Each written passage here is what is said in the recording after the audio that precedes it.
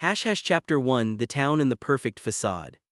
Welcome back to Macabre Times. I'm your host, Daniel Harrow. Today we delve into a peculiar mystery that unfurled in 1888 in the small town of Asheville, North Carolina.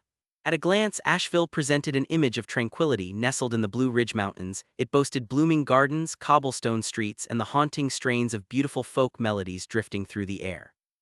Yet beneath the playful facade of hay bales and horse-drawn carriages, something sinister took root, a mystery that would capture the imagination and stir whispers through the town.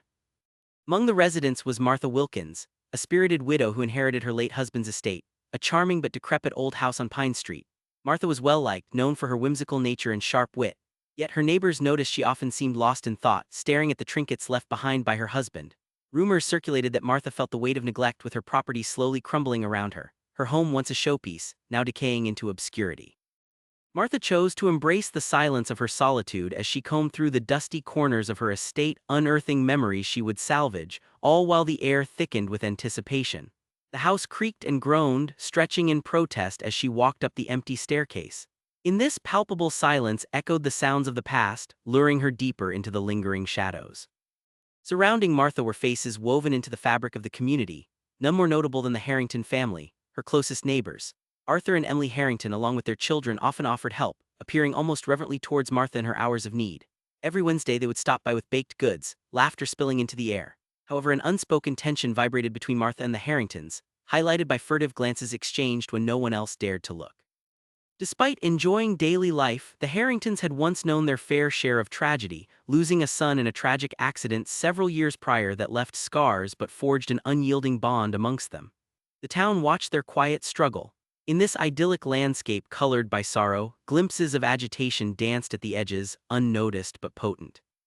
As Martha continued her daily redecorating of her home, one evening the shadows deepened.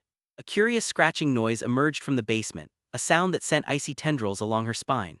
An innocent lizard skittering across the floorboards, perhaps, she convinced herself, ignoring the gnawing feeling of dread gripping her heart. Still, her mind drifted toward the folklore surrounding the house, murmurs of old secrets carried on the wind. Moments turned into memories as night fell, yet she couldn't shake the bizarre cacophony emanating from the depths below, a scratching that sounded more insistent, more deliberate. Each time she heard it, a shiver shot through her. As the weeks progressed, the scratching grew louder and more frequent, driving Martha toward a precipice of sanity. Echoes of prying eyes lingered in the shadows, the Harringtons watching from their porch, their expressions curious yet silent. They didn't share their concern outwardly, but they were deeply aware of the unrest surrounding Martha, sensing the fragile threads weaving their lives together would soon fray. Thus began a subtle dance of observation, secrets hidden behind welcoming smiles as it all slowly wound through the fabric of small-town life. In this gentle yet cunningly deceptive town, it was impossible to ignore that something vile, almost ancient, brewed beneath the surface.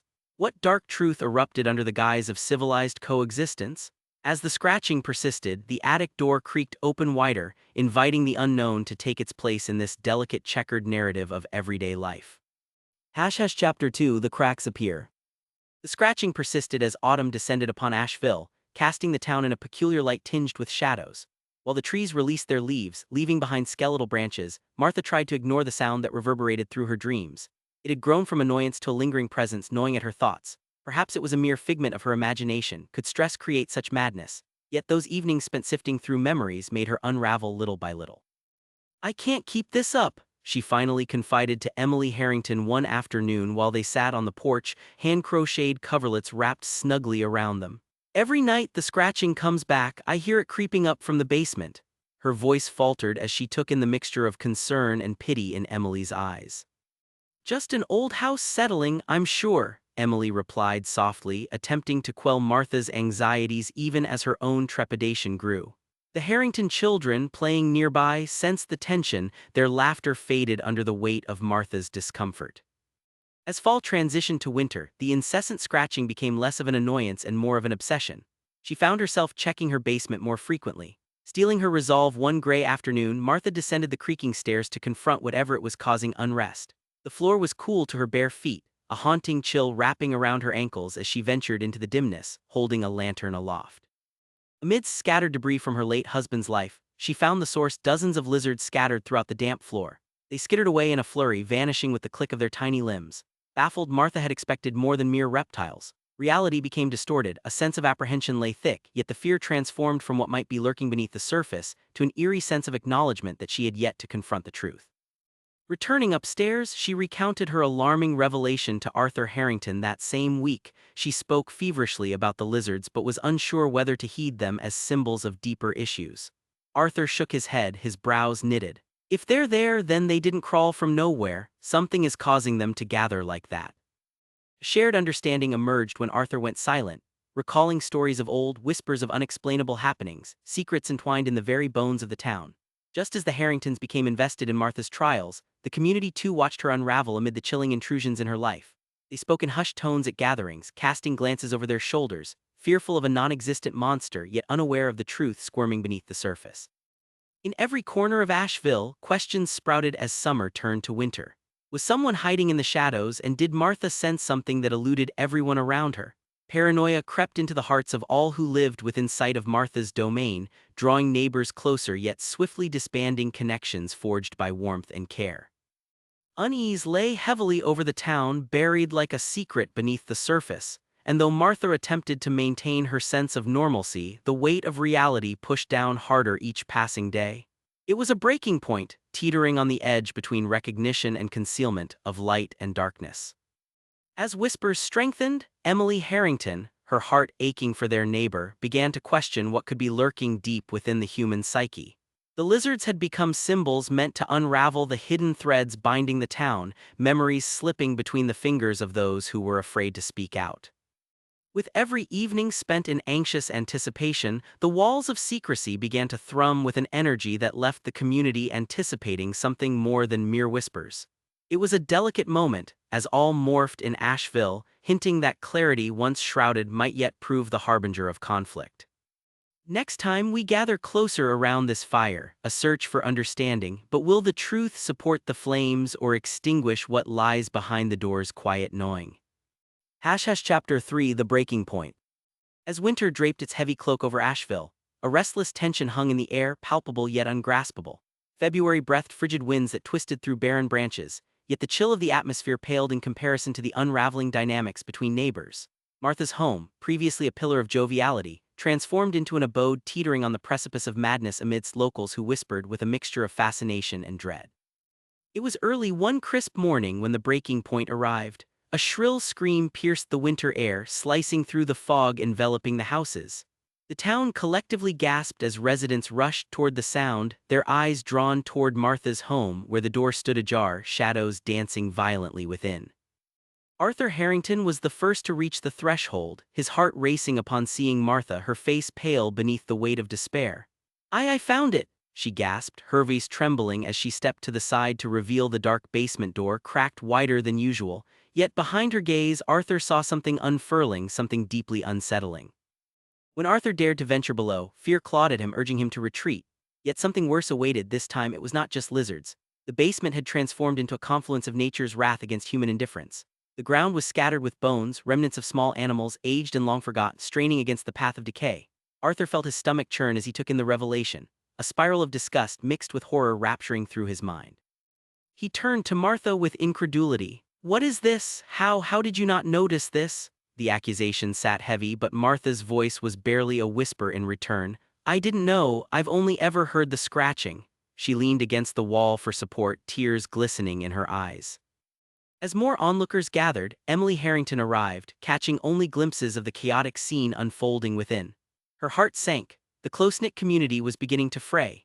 They had come to support Martha yet found themselves thrust into a reality that was far removed from the town's external charm, witnesses of a bizarre disintegration layering their harmony with unspoken fear. Not wanting to believe what lay just before them, some began to retreat. Meanwhile, Arthur and Martha exchanged silent glances dripping with uncertainty. Had she truly overlooked the ominous signs that could have prevented this unraveling? "Something has to be done, this cannot continue," Arthur finally uttered, intensifying the air of resolve swirling around them. "This isn't just about the house anymore, it's about you, Martha. We need to find answers." Inside the warm atmosphere of the Harrington home, a solid alliance formed around the uncertainties of the shared experience. With the unease festering at the door, they represented both sanctuary and refuge, crafting an illusory haven even as the shadows crept inside. It wasn't long before the locals became embroiled in the emotions wrought from the discovery. As days turned to weeks, the community became restless in binding unity. Those who had once whispered in the silence of fear now began to clash with feeling uneasy when neighbors passed by. Secrets, previously well guarded, dropped like leaves, piling up in the dimness surrounding Martha's household. Huddled together in fervent gatherings, townsfolk began sharing their thoughts and fears. Murmurs of disquiet rang harshly against the familiar sounds of community gatherings. As they discussed Martha's situation, the chilling notion of lizard tales morphed into more complex, interconnected concerns. Eyes glued to whispers, fellow residents recounted their own alarming episodes, experiences that had remained unuttered until now. It was astounding how quickly fear begets fear, unwinding the delicate threads tethering their lives together. Perceptions twisted as fanciful tales of restless spirits beat against their psyche. Had the very land they revered concealed some type of curse? It all felt inseparable from the very souls striving for understanding. A light snuffed would burn brighter in the dark, stuck thoughts twisted into tangled paths. As they leaned into the disarray, the fishing lines of innuendo began to stretch beyond the mundane, threads of suspicion wove tighter around Martha. As the snow began to blanket Asheville, it became more evident. The perfect winter landscape gave way to unease, a shift unfurling into misinterpretations, empowering every neighbor to probe into the tales between one another. And thus the stage was set, a convergence of identities worlds apart from selfishness, angled firmly toward the brand of humanity bound by concern. Nested within Martha's walls, the incident would accelerate their journeys towards reflection. For as the days passed, fertile ground no longer belonged to the soil. The autumn shadows would ultimately blur into a winter quagmire of unclear forces. Next week, our investigation continues as we peel back the fragile layers of truth to unearth what truly lay beneath in old Asheville, where the scratching echoes stage a dark duality beneath the symbols that run the town. Chapter 4: The Truth Uncovered. Spring had emerged, shaking off winter's grasp to reveal the beautiful blooms encapsulating Asheville. But this newfound vibrancy seemed stark against the memories that still felt raw within its streets. The citizens grappled with the preceding events, Martha Wilkins, fractured by the revelations of bones and whispers coaxing their insecurities further into the light. As they leaned on each other for support, resentment bloomed just as beautifully around Martha, rippling through the community until unity gave way to division. Conversations about her home became focal points of distrust, uneasiness simmering quietly beneath the surface. The atmosphere grew thick with uncertainty, a potent fear fueled by what some believed to be a connection between the lizards in the basement and the tragedy lurking on the edges of their consciousness. Martha refused to retreat into isolation. Every other day felt like she was wandering through darkness when she could instead be reaching out. That's when she approached Arthur and Emily once more, beseeching them for aid that seemed to diminish by the hour. "You must help me, or I shall languish in this doom forever," she exclaimed, desperation flooding her tone. Arthur accepted the challenge with resolve while Emily eyed Martha with reluctance. "You need to find the source of this scratching. Whatever lies within, it has been neglected for too long." The grim tone settled above them like a dark cloud, for they all understood the implications of unearthing the truth. They decided to seek the opinion of the town historian, a wise elderly man named Mr. Thompson, who had the uncanny ability to recall the most obscure narratives entwined in the town's evolving tapestry. Sitting in the corner of his cluttered shop, the scent of aged parchment flooding the air, he listened patiently as they recounted details woven with nostalgia and discomfort. "Ah, the Wilkins estate," he spoke intently, brows furrowed with wisdom. "You must understand that place has a legacy of secrets buried beneath its foundations. The land itself has dealt with its share of sorrow," he continued. A chill raced down Martha's spine. "What do you mean?" she asked cautiously, framed by dim light as he gestured toward the worn map framed on the wall depicting the area's history. Several years back, the town underwent an unpleasant transition. Disputes arose that dealt with dark practices hidden among families out of anger and resentment. It was not uncommon for the unexplainable to surface thereafter, a collective consciousness steeped in unresolved pain. As the narrative expanded, the tales of hardship, loss, and regret submerged themselves in the well of mythos that had found shelter within their small town, feeding the foundation of community folklore. People spoke of curses, vanished souls restless at the edges, manifestations clutching to life amid small tragedies. Arthur felt that thread pulling tighter. Questions surged like the winds outside. Is there any truth to the tales? What happened to buried secrets? He pressed, his heart beating a maintainable cadence, unrelenting in its hunger for answers.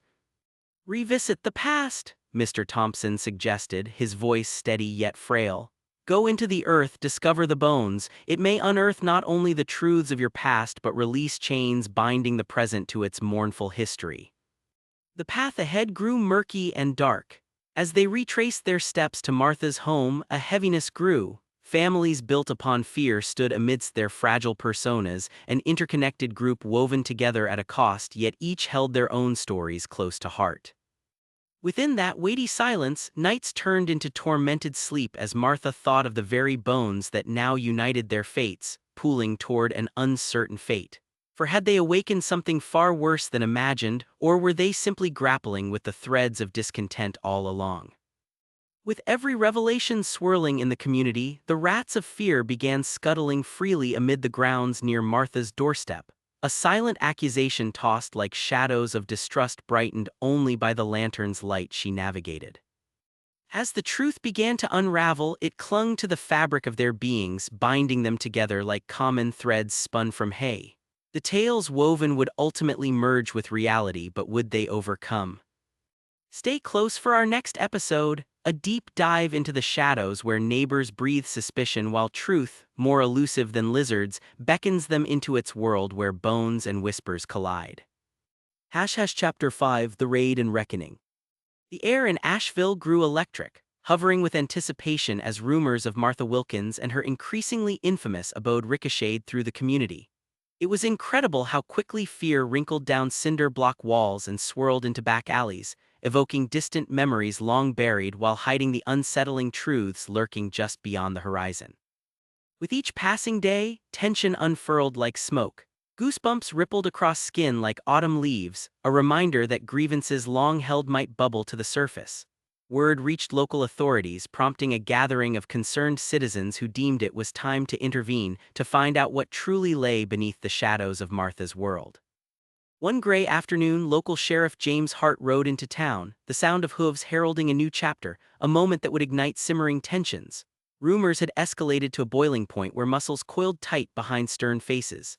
"Let's pay a visit to that home," he commanded his deputies as they gathered fresh into the drama of the day like moths drawn to an electrifying flame. Silence blanketed the air like a heavy quilt. It was over before it even began. The sheriff arrived at the Wilkins estate, summoned by whispers of an uneasy truth that many had tried to dismiss. The creaking door stood against the frame as if anticipating exposure, clinging stubbornly to secrets buried within.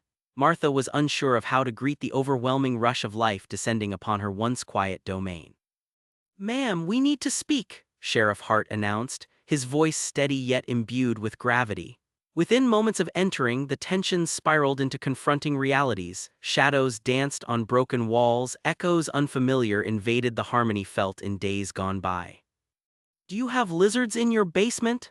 he probed casually, yet it felt like an offense disguised as a question, igniting an insatiable fear that seemed etched in the very foundations of their interactions. "They come and go, I hardly take notice," Martha answered, hesitating for even a moment too long. But that pause was not just hers, it hung heavily in the air, wrapping its fingers around every witness present. The sheriff's gaze drifted downward, driven instinctively toward the haunting scratches creeping along the wooden staircase, revealing an undeniable truth hidden behind years of enchanting dreams. The closest deputy nudged the front door open wider, revealing the layered darkness of the basement. Moments stretched as the sheriff's deputies stepped cautiously down into the land of shadows, moving unsteadily as the walls crumbled beneath their feet. As they descended, the lizards flitted about, skittering along the cracks, blending into shadows. But the deeper they ventured, the more evidence of neglect and remnants of sorrow spilled into the air like a thick fog. The bone-strewn floor raised urgent questions, speculations morphed into clarion calls. The jolting discovery prompted officers to quickly reevaluate the narrative surrounding Martha Wilkins. What had they misjudged? How long had the truth remained silently buried with the whispers echoing in the town? Sheriff Hart remained stoic, yet his mind flared, grappling with forming a comprehensive picture to relay. "We will need further investigation," The state of this house requires deeper scrutiny. He rested his hands on his hips, watching from a distance as the reality unraveled like the tattered threads of the community. That evening, the townsfolk flocked together, a force driven by concern as tensions boiled over. There was growing speculation about Martha's role, her connection to the bones littering the space below. Where once Martha had symbolized a beacon of laughter and joy, she now represented suspicion fused with fear, a bond dimmed in the town's collective heart. Gathered under flickering lanterns, they began recounting stories that danced around shadows. This was more than a house with a lurking past. It seemed to stoke the embers of uncertainty coursing through their minds, forging an amalgamation of whispered sins and outrage that twisted together. Yet amidst the chaos, a glimmer of introspection emerged for some. Emily Harrington, face illuminated amid the gathering, dared to voice thoughts hanging delicately in the air. Should we not consider our own precautions? How many of us wandered past misery without lending support? How often did we overlook the subtle decay? Her words vibrated with a sense of urgency that lingered in the air but drowned beneath restless tension. Thus, the investigation morphed beyond mere accusations toward Martha. It grew intertwined with collective accountability toward the darkness that engulfed their very identities. Unwilling to descend deeper into the chaos yet realizing it was necessary, neighbors began to open their hearts, recognizing processes of healing could foster clarity amid the confusion. The town would never return to its past innocence. Shadows had taken their place, wraith-like yet woven into every story. Revelations from beneath the walls would resound and shift the ground underneath them. Join me next week as we peer behind the curtain of secrets, finding closure for what festered in darkness or forever succumbing to the enigmatic choices shrouded in fear. Chapter 6, Legacy and Reflection. As the spring blossoms emerged in Asheville, a fragile desire for renewal broke through the sensibilities of many hearts within the town's fortress of silence. Even as chatter braided through the air, the consequences stemming from the revelations of Martha Wilkins' estate took root deep within the community's, weaving a sense of urgency spun from accountability and awareness. Days turned into months as the investigation continued, delving deeper into the webs spun around the house and the warmth it had withheld. The tragic truths emerged, resonating the narratives established long before Martha even claimed her inheritance. The court proceedings enthralled many in Asheville, standing united in the face of an unsettling past now illuminated by raw clarity. Families and neighbors watched, hearts beating as Martha became the reluctant face of tumult, forced into the limelight once cherished yet still wary of the deep shadows lingering. Each testimony shed light on the burden carried in the darkness, seen through the willing eyes of responsibility. "We can no longer shy away from our beliefs," repeated Emily Harrington, her sincerity capturing echoes of empathy. "It is time to rewrite our story not as mere whispers lost to history but as accountability honed through strength." As the trial progressed, mistakes of the past took shape in each witness, a depth of realization that stripped away comfort, layering their foundations with lessons learned, shifting the winds of perspective toward growth instead of suspicion. The tragedy unraveling before them would create a passage of healing for a community stripped bare, keen not to concede the past. The narrative darkened, building momentum, yet powerful voices echoed through the halls as tales shifted from resentment to healing. Neighbors rallied in action as public awareness managed to coil tightly around the topics once swept under thick floors. Martha Wilkins found herself immersed in conflicting emotions. She'd been thrust into a meaningful role for change despite her initial wounds. Was she but a symbol against which lessons were learned? Too many memories haunted her. In the rubble of dreams and bones unearthed, the soul of Asheville began to surface anew. "I never wanted this," Martha would plead to an audience entwined in both rage and compassion, revealing her own fractured existence as it intertwined with collective fears. Discussions blossomed into community initiatives aimed at reshaping understanding. Awareness to bring light into dark corners bred a chance at redemption. Schools invited speakers and workshops formed, insight transforming the tales that haunted their town. They learned, true strength lies in connection, woven together against unseen fears. The days dragged forward, echoing breaths of grace, yet they too told the story grounded in tangible sorrow. Transparency transcended boundaries, history created moments for healing. As lizards skittered freely under the sun, the town glistened anew. Where once tremors resonated through the air with discontent, blossoms began to sprout where families came together. Mourning transformed into remembrance. Eschewing the past's lurking shadows, Asheville began to etch its legacy, not of fear, but of understanding how easy it is to overlook pain entwined in everyday lives. In the end, the connection to the past shifted as a collective will transformed their hearts. Join me as we reflect on this journey as we end with our call. Shadows hide in the most pristine of places, yet in acknowledging them, we unearth a deeper understanding, one that shapes not only our present but also begins to heal the wounds of our shared history. Because what hides beneath starlit skies can forever remain entwined with the essence of who we are. Chapter 1: The Town in the Perfect Facade. Welcome to another episode of A Macabre Times. I'm your host, Daniel Harrow. Today we journey back in time to the summer of 1888 in the quaint town of Asheville, North Carolina. Nestled among the verdant Blue Ridge Mountains, Asheville exuded a picturesque charm, the kind you would find in a postcard. With its cobblestone streets, blooming gardens, and welcoming waves from neighbors, it often felt like a step back in time. Even so, the community held hidden depths, pockets of dissatisfaction veiled by the smiles of its residents. Within this idyllic scene lived Martha Wilkins, a widow of considerable spirit who had inherited her late husband's grand but decaying home on Pine Street. Once cherished, her residence now stood as a shadow of its glorious past, paint peeled from the walls like the memories of happier days. Martha, while captivating with her laughter, had fallen into periods of somber reflection since her husband's passing. The townsfolk, particularly the Harrington family who lived next door, watched her with concerned curiosity. Arthur and Emily Harrington were a solid couple embodying the dreams of the town. They shared a profound bond, each stung by the loss of their own son in a tragic accident. As Martha delved into the remains of her husband's belongings, she found solace in their memory but also unearthed sadness layered into the very foundation of her home. One evening, while sorting through dusty images, a haunting, scratching noise reverberated through the house. It echoed from the depths of the basement, its persistent rhythm seeming to mock her attempts to reclaim her life. The scratching became a nightly visitor, something both strange and familiar slithering into her thoughts like an unwelcome guest. At first, she dismissed it, attributing the sound to mere house settling, but with each progressive night, unease gripped her tighter. Despite her isolation, the Harringtons remained a subtle presence in her life. Concern drove them to offer assistance, bearing baked goods while their glances fluttered with unspoken trepidation.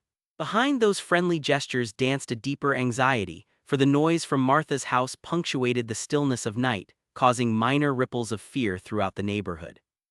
While Martha longed for normalcy, the scratching's insistent refrain became intertwined with her days. No longer mere noise, it morphed into a fevered dream gnawing at her sanity. The Harringtons noticed every missed tea and distanced interaction. Where once Martha had engaged warmly, she now withdrew, her laughter a fleeting echo brushed away by the breeze. It wasn't hard to feel that there remained unsaid between them, layers of unexpressed worry coating even the most mundane of conversations. With the scratching growing more pronounced, Martha was compelled to steel herself against the uncertainty enveloping her home.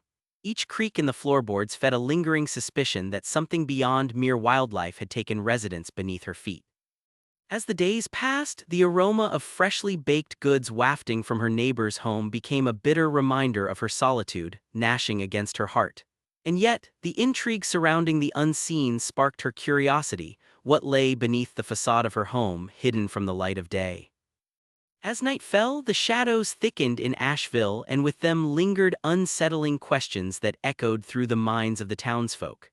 Would Martha recover from the grip of her past, or would the darkness lurking below eventually consume her, and perhaps everyone within those glossy hedges? Chapter 2: The Cracks Appear. As spring gave way to the heat of summer, the quiet town of Asheville began to hum with a palpable sense of unease. The warmth of the air was suffused with anticipation, folded into the routine of market days, and afternoon laughter echoed in the trees. Yet the haunting scratching from Martha Wilkins' basement persisted, coloring the atmosphere with dread that swept across her home and enveloped the surrounding houses. Concern for Martha deepened. Her disconnection became more pronounced, a palpable tension simmering in their conversations. Neighbors spoke in whispered tones. "Have you heard it?" they murmured, eyes shifting furtively as if invoking the noise itself would draw it closer. A fateful day arrived when Emily Harrington decided she could no longer overlook the gnawing shadows growing within her neighbor's home. "Arthur, we must check on Martha," she urged over the dinner table. "Tomorrow, after church, let's invite her to lunch. She needs our presence." Arthur nodded but shared a knowing look with Emily. Both felt compassion tinged with an unquantifiable fear. The following day they gathered a modest meal filled with hope to ease the weight Martha carried. Arriving at her doorstep, the Harringtons noticed the front porch sagging, disrepair creeping into the bright facade. As Martha opened the door, a radiant smile attempted to mask her fatigue, yet the shadows under her eyes told their own tale. "Hello, dear friends," she greeted, but the tremor in her voice barely concealed the erosion of her spirit. "Would you care to join us for lunch?" Arthur asked, attempting to dispel the awkwardness in the air. "We have some wonderful stew and fresh bread." Martha hesitated, glancing nervously at the open doorway leading into the house, its depths a monolith of secrets that loomed behind her. "Oh, but I have so much to do," she strained, almost desperately clutching the door frame as if prepared to pull the entire structure to her. "Nonsense, you need company," Emily interjected gently, her voice brimming with warmth. Finally, Martha relented and they climbed the porch steps, entering the home. As the afternoon sun poured through the windows, bathing the room in golden light, moments elapsed slowly, heavy with the weight of unspoken truths. Yet it was the laughter shared that felt genuine, if only fleetingly. Martha smiled, but the shadows beneath her eyes remained. As they conversed, Arthur noticed the scratching had grown louder, echoing in juxtaposition to their cheerful chatter. "Do you hear that?" he broke in hesitantly, pausing as Martha immediately stiffened. Martha turned, an expression of anxiety crossing her face. "It's nothing, a mouse perhaps," she offered weakly, dismissing the looming dread creeping into the room, but as with everything in the growing mystery, dismissal alone would no longer suffice. That evening, as the sun dipped below the horizon, a storm cloud settled over the surrounding hills. With the rain pouring, a storm of emotions brewed within Martha. After a moment of reflection, stewing in uncertainty, she resolved to confront the source of the scratching. Determined, she descended the staircase once more, lantern in hand, the flickering light casting shadow upon the cracked walls. The basement door creaked open, revealing a damp, musty scent that clawed at her senses. What lay within beckoned with both curiosity and terror in equal measure. Peering into the depths of her home, she saw shadows flit across the walls, the lizards, countless and scuttling across the floor as if they were drawn to the gnawing noise. But whispers echoed louder in her mind. What were they hiding? Did they serve as a distraction or conceal something far richer and darker? As she gazed upon the scuttling creatures, an unsettling thought surfaced. They seemed almost sentient, a sentry standing watch over a deeper secret. Overwhelmed, Martha retreated back upstairs, grasping desperately for the touch of sunlight that slipped away beyond reach. Little did she know, the tight-knit community around her had begun to draw its own conclusions, suspicions woven into the fabric of their everyday interactions. The Harringtons, along with many others, began to ponder. Was Martha merely a woman battling her past, or was something more insidious taking root beneath her home? As the sun set that evening, unease radiated through Asheville, leaving shadows carved deeply into the hearts of those watching the silent tragedy unfold. A darkness began seeping into the friendships once cherished and preserved. Suspicions spiraled, carrying whispers meant to traverse the silence might soon find their way back home. Chapter 3 The Breaking Point. The oppressive heat of summer settled upon Asheville, and with it, a thickening tension strangled the very air. The whispers had morphed into an unsettling clamor that rippled through the town like a shockwave. Each passing day felt caught in an unending loop fraught with uncertainty. The scratching grew louder, an incessant reminder of the unrest simmering beneath the surface. One fateful night, the tipping point at last arrived. A thunderstorm lashed against the windows of the Harrington home, stirring the anxiety that had long laid dormant. Emily, restless, gazed out into the rain, her heart racing at the realization that they could no longer bear the weight of inaction. "Arthur," she said, her voice barely audible over the rumble of thunder, "tonight's the night we confront her." "Emily, this is a delicate situation," Arthur replied softly, scanning the shadows cast by their candlelight. "We don't yet know what we're dealing with," but a flicker of hope glimmered in his eyes. As the winds howled outside, they braved the storm and made their way to Martha's home, drenched but resolute. Upon arriving, they knocked with trepidation. When Martha opened the door, a wildness danced across her features, illuminated by the sudden flash of lightning bursting from the sky. "Martha, we need to talk," Arthur urged, stepping into the dimly lit entryway. "The scratching, it's mice," she insisted abruptly, her voice unsteady, cutting him off, but in her eyes flickered a fear far deeper than fear of mere rodents. "Not just mice, Martha," Emily pressed softly, trying to reach her. "We want to help you, we're friends, please let us in." Breathless, with unrelenting silence, Martha's defenses began to crack as the rain outside intensified, mirroring the storm brewing within. The noise thrummed beneath their feet, a chilling orchestra reverberating through the very foundations of the home. Without fully understanding why, Martha whispered, "Let's go downstairs." The group remained frozen, the doubt hanging heavy in the air, yet curiosity clung to them, driving their fear to the edges of necessity. Upon reaching the basement, they descended the warped steps, light flickering in sync with the desperation pulsing around them. When they reached the bottom, the oppressive darkness coiled around them like a living entity. As the light danced through the shadows, it uncovered what had long lain hidden. There, scattered across the basement floor, lay not only lizards but remnants of forgotten lives, bones of small creatures scattered haphazardly, remnants of the past draped in grim mystery. Emily staggered backward, gasping in horror. "What is this?" she exclaimed, eyes wide with disbelief. Martha froze, dread gripping her heart as realization washed over her. The truth could not remain hidden any longer. A breath escaped her lips, merging confusion with anguished remorse. "I didn't know, I thought." But her words crumbled beneath the weight of the evidence littering the ground. Arthur stood, unable to comprehend the sight before his eyes, his mind racing to reconcile the stranger lurking within the familiar confines of Martha's life. "Why didn't you say anything?" he demanded, disbelief etched across his features. Silently, Martha clutched her arms around herself, framing her longing for remembrance with an inner turmoil untold, while the house roared back to life, a cacophony blending sadness with fear. "Do you understand?" She finally broke through the silence. "I didn't want anyone to see, I wanted to protect what little remained of my husband's memory." The words fell between them like fragments of broken glass, each individually sharp but collectively threatening the relationship they had cherished. Meanwhile, news of the discovery rippled across Asheville, igniting the nerves of neighbors already frayed.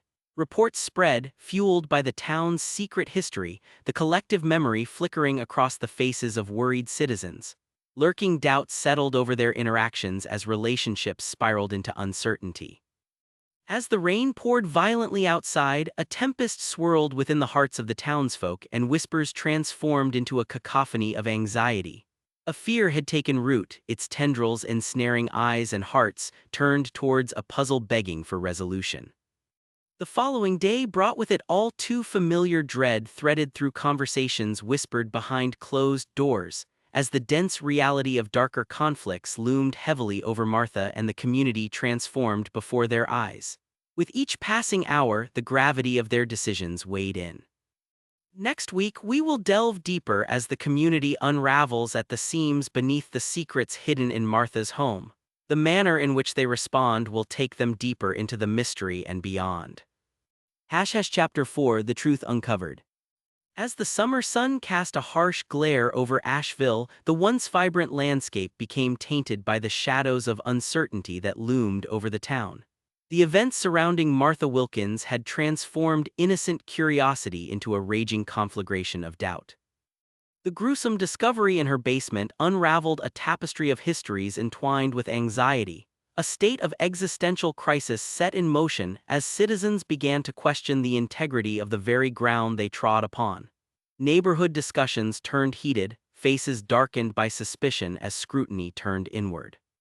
Martha found herself a reluctant figurehead of the scrutiny, an unwilling participant thrust into a narrative that echoed through town as if strung between lines of judgment, its melody dissonant and cruel. Recognizing the unrest welling around her, she took to wandering through the town, lost amidst the cobbled paths she once cherished. On one such journey, Martha sought counsel from the town historian Marcus Thompson. As she drew near, a familiar warmth radiated from the modest library where the old man could usually be found. Settled among stacks of forgotten tomes, his presence became a beacon of calm in a storm of confusion. "Martha, what brings you here?" he asked gently, peering over his spectacles, perceptive eyes reading her well. "I need to understand what's happening," she replied, her voice trembling. "I've found horror in my home and it's drawn everyone into a frenzy." Marcus gestured for her to sit, his voice steady. "Ah, the land on which your home rests carries stories of sorrow. Long before you, there lingered pain woven through its very fibers." Curiosity mixed uneasily with fear in Martha's veins. "What do you mean?" "Rumor has it that this region was once home to discontented families embroiled in disputes, violent friction over land, resources, and grievances left unattended. Those who lost had their anguish stitched into the land, they became part of the very soil," he explained. Martha felt cold beads of sweat gather along her brow. "Are you saying their spirits roam beneath my home?" "Nothing so spectral, my dear. More likely, their unresolved pain resides, anchored within the memories clawing to be recognized. Your discovery signals the need for release. Perhaps the lizards, the bones, they serve as conduits, demanding attention, signaling that something must change," Marcus stated, his features following the ebb and flow of thought. The realizations weighed heavily on her shoulders. "What do I do?" "You must confront them, the memories, the fears. Embrace their resting place and seek to understand what they desire, for you hold the key to transformation," he advised, his tone reassuring yet imbued with gravity. That evening, back in her home, sagging under the weight of his wisdom, Martha gathered the courage to approach the basement anew. The threshold stood before her, a monument to forgotten truths, the scratching resumed as if beckoning her. She steeled herself, descending yet again, guided by the flickering lantern. The air chilled, thick and oppressive. Determined to face the source of the scratching, she knelt near the scattered bones of the small creatures long lost to time, an offering of sorts, a bridge between the present and their pasts now overlaying her own. "I see you," she whispered in the dim light, her voice laced with sincerity. "I feel your pain and I wish to honor your presence." In that moment, something shifted. The scratching fell silent, replaced by an echo of stillness. It was as if recognition flowed into her heart. She could almost sense the release, a whisper of gratitude wrapping around her. After she ascended, plans began to circulate among the townsfolk. Inspired by Martha's narrative, the community aimed to organize gatherings, facilitating deep introspection into their connections with the past, what unresolved dreams lay locked within their hearts. People began reaching out, rekindling friendships strained by unacknowledged fears. Each gathering revealed threads of their shared histories woven together, forging connections imprinted by loss, the same sorrow that culminated within Martha's home. The residents shared their tales over candle-lit tables, bringing warmth to otherwise cold nights. They began to claim their histories, threading countless stories of human hurdles together into one singular collection. No longer would they hide behind the veil of idyllic pretensions. As confidence buzzed through discussions, Martha felt momentous shifts resonating in every heartbeat. Her journey toward healing became intertwined with the collective, a shared odyssey of growth sparked from trembling awareness, illuminating the darker histories that plagued the community. Join me next week as we turn deeper into the twisted roots entrenched in Asheville's soil. Together, we will uncover the profound impact of their revelations and witness the emergence of hope wrapped in the tender embrace of understanding. Chapter 5: The Raid and Reckoning. As autumn painted Asheville in strokes of gold and crimson, the community stood on the precipice of transformation. Conversations surrounding Martha Wilkins' home had sparked a revolution of accountability, and residents yearned for a chance to reclaim their identities from the shadows of neglect that had long suffocated them. Yet with light had come shadows. The balance between revelation and skepticism spun dangerously tight. While the gatherings helped honor the ghosts of the past, whispers of unease lingered, twisting into new conspiracies regarding newfound truths. Some feared that the urge to confront their shared history would give way to darker realities buried deep within their own storefronts. Meanwhile, the scrutiny surrounding Martha began to drift into uncertainty. Local authorities had been informed of the discoveries beneath her home, and before long, whispers reached Sheriff Hart. Intrigued yet cautious, he decided an investigation was in order to uncover the layers of secrets unknowingly surrounding the town. One fateful morning, the sheriff and his deputies arrived at Martha's doorstep, armed with the intention to investigate a confrontation of their own long-standing disquiet. The air hung thick with anticipation as townsfolk meandered within earshot, tension woven with intrigue. Martha, Sheriff Hart announced, eyeing her intently, "We need to search your property. We've received reports concerning the condition of your basement." "Reports," she echoed, disbelief washing over her. "How can mere stories turn to such accusations?" "Please," he urged, cutting through her protests. "We only seek to ensure safety. We all care for you, and it's essential you allow us to investigate." With little choice left, she nodded and led him and his deputies into the shadowy recesses of the basement. The atmosphere thickened as they descended into the darkness, lights flickered, illuminating the skeletons that lay strewn about, a grotesque carpet of bones revealing the unembellished reality. Gasps erupted, torn from the assembled men and women as they descended. The unthinkable had taken form, lost lives encapsulated by a silence that pressed down. "What do we have here?" Sheriff Hart exclaimed, aghast. "This isn't just a mere story, Martha. These are remains. Why didn't you explain?"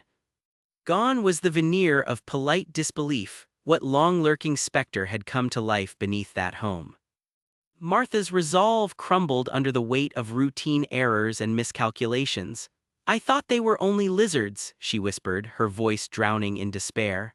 "I never intended for this." Determination drove the sheriff and his team deeper into their investigation, while the townsfolk recoiled at the truth unraveling before them. Conversations erupted among the onlookers, fear morphing into outrage fueled by their own insecurities. How could this happen beneath their very noses? Sheriff Hart led the documentation of the clarity and horror unveiled. The bones, once mere rumors, now stood naked before them, remnants of lives extinguished, lost to both time and neglect. His hands trembled slightly as they documented the evidence before him. That evening, as day cooled into night, hushed murmurs wound their way through the town like curling fog, thick with suspicion.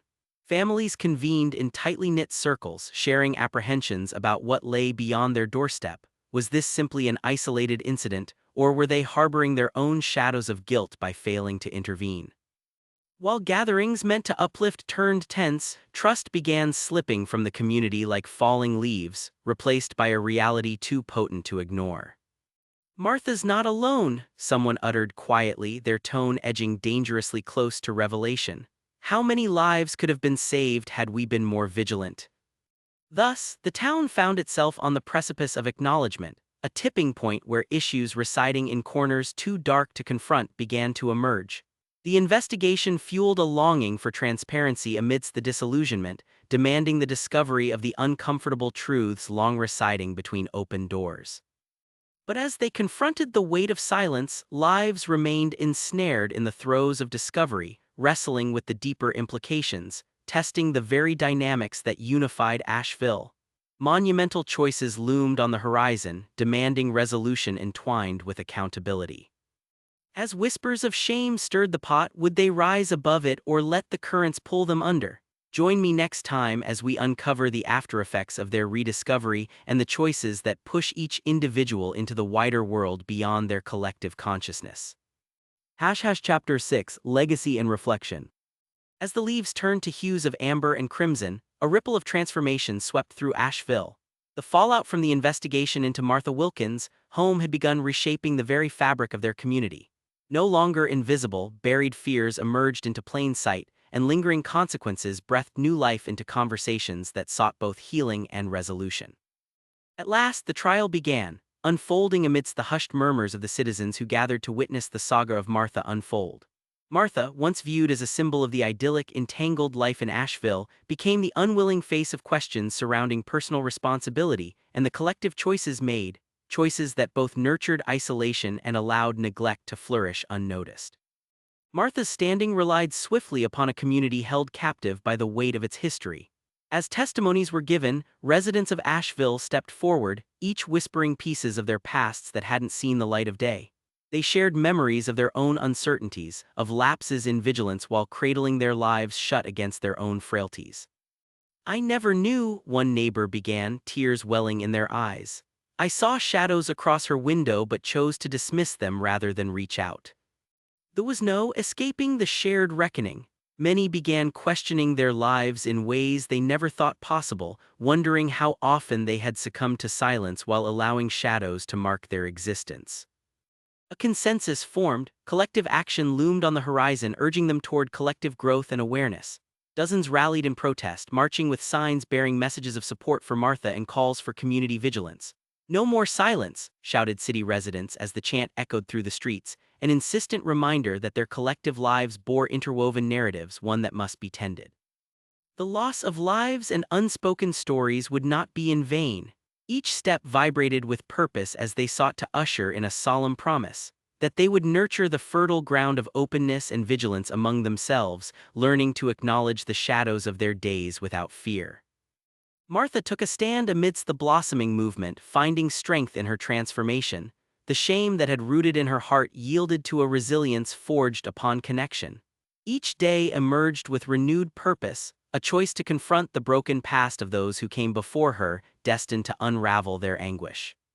In the final reckoning, the community laid bare their unspoken truths, recognizing every voice mattered, weaving reconciliation within their tales. The skeletons that had once caressed the halls of Martha's home transformed into acceptance, a chance to honor the lives lost, vowing to encapsulate responsibility, compassion, and understanding into a shared future. As the sun dipped below the horizon, a warm light glowed in the hearts of the residents of Asheville. The memories that once haunted each resident found peace as they recognized that healing began with acknowledgement and a collective embrace of their pasts imprinted onto their souls.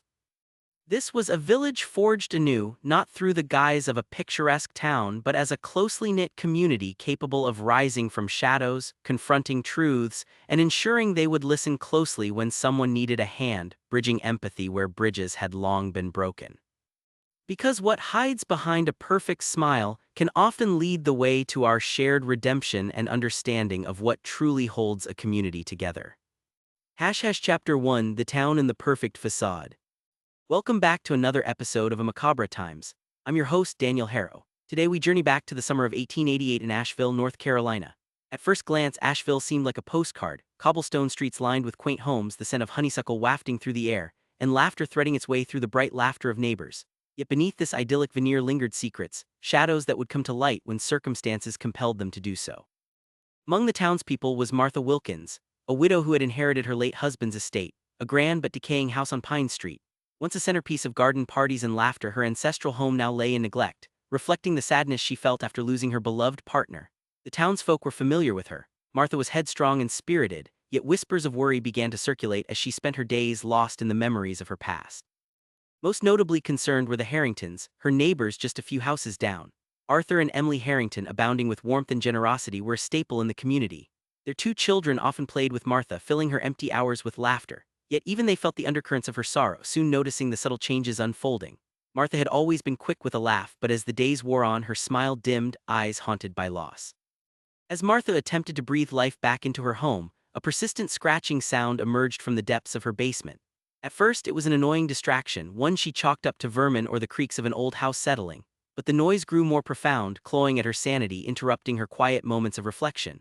Day by day, it burrowed into her thoughts like an unwelcome intruder demanding attention. While the Harringtons offered their help with meals and company, the scratching evolved into a tangible noise, forcing Martha into a cycle of worry. More than simply a nuisance, it felt like a specter lurking just out of sight, too uncomfortable to confront, yet all-consuming. The unease slowly permeated the neighborhood where whispered concerns began to circulate. "Something feels off," Emily confided to Arthur one evening. "I'm worried about Martha, that house, it holds secrets." Arthur nodded, acknowledging the weight of her words. The sensation was mutual, a palpable anxiety inching toward their very souls like shadows cast by the flickering flame of a single candle. As weeks slipped into months, Martha employed every distraction possible to stave off her growing dread. She busied herself with gardening and sought solace in the dining room where the remnants of happier times lay hidden. Yet, each evening would eventually find her drawn to that basement door, compelled to confront the noise that seemed intent on tormenting her. The town moved on with its daily rhythms while her world contracted around her, meticulously weaving a tale disappointed by its own fragility. Who would dare disturb the silence? The delicate web of relationships surrounding her stirred uneasily, and the scratching grew louder, a call to action in a world bound by both duty and pain.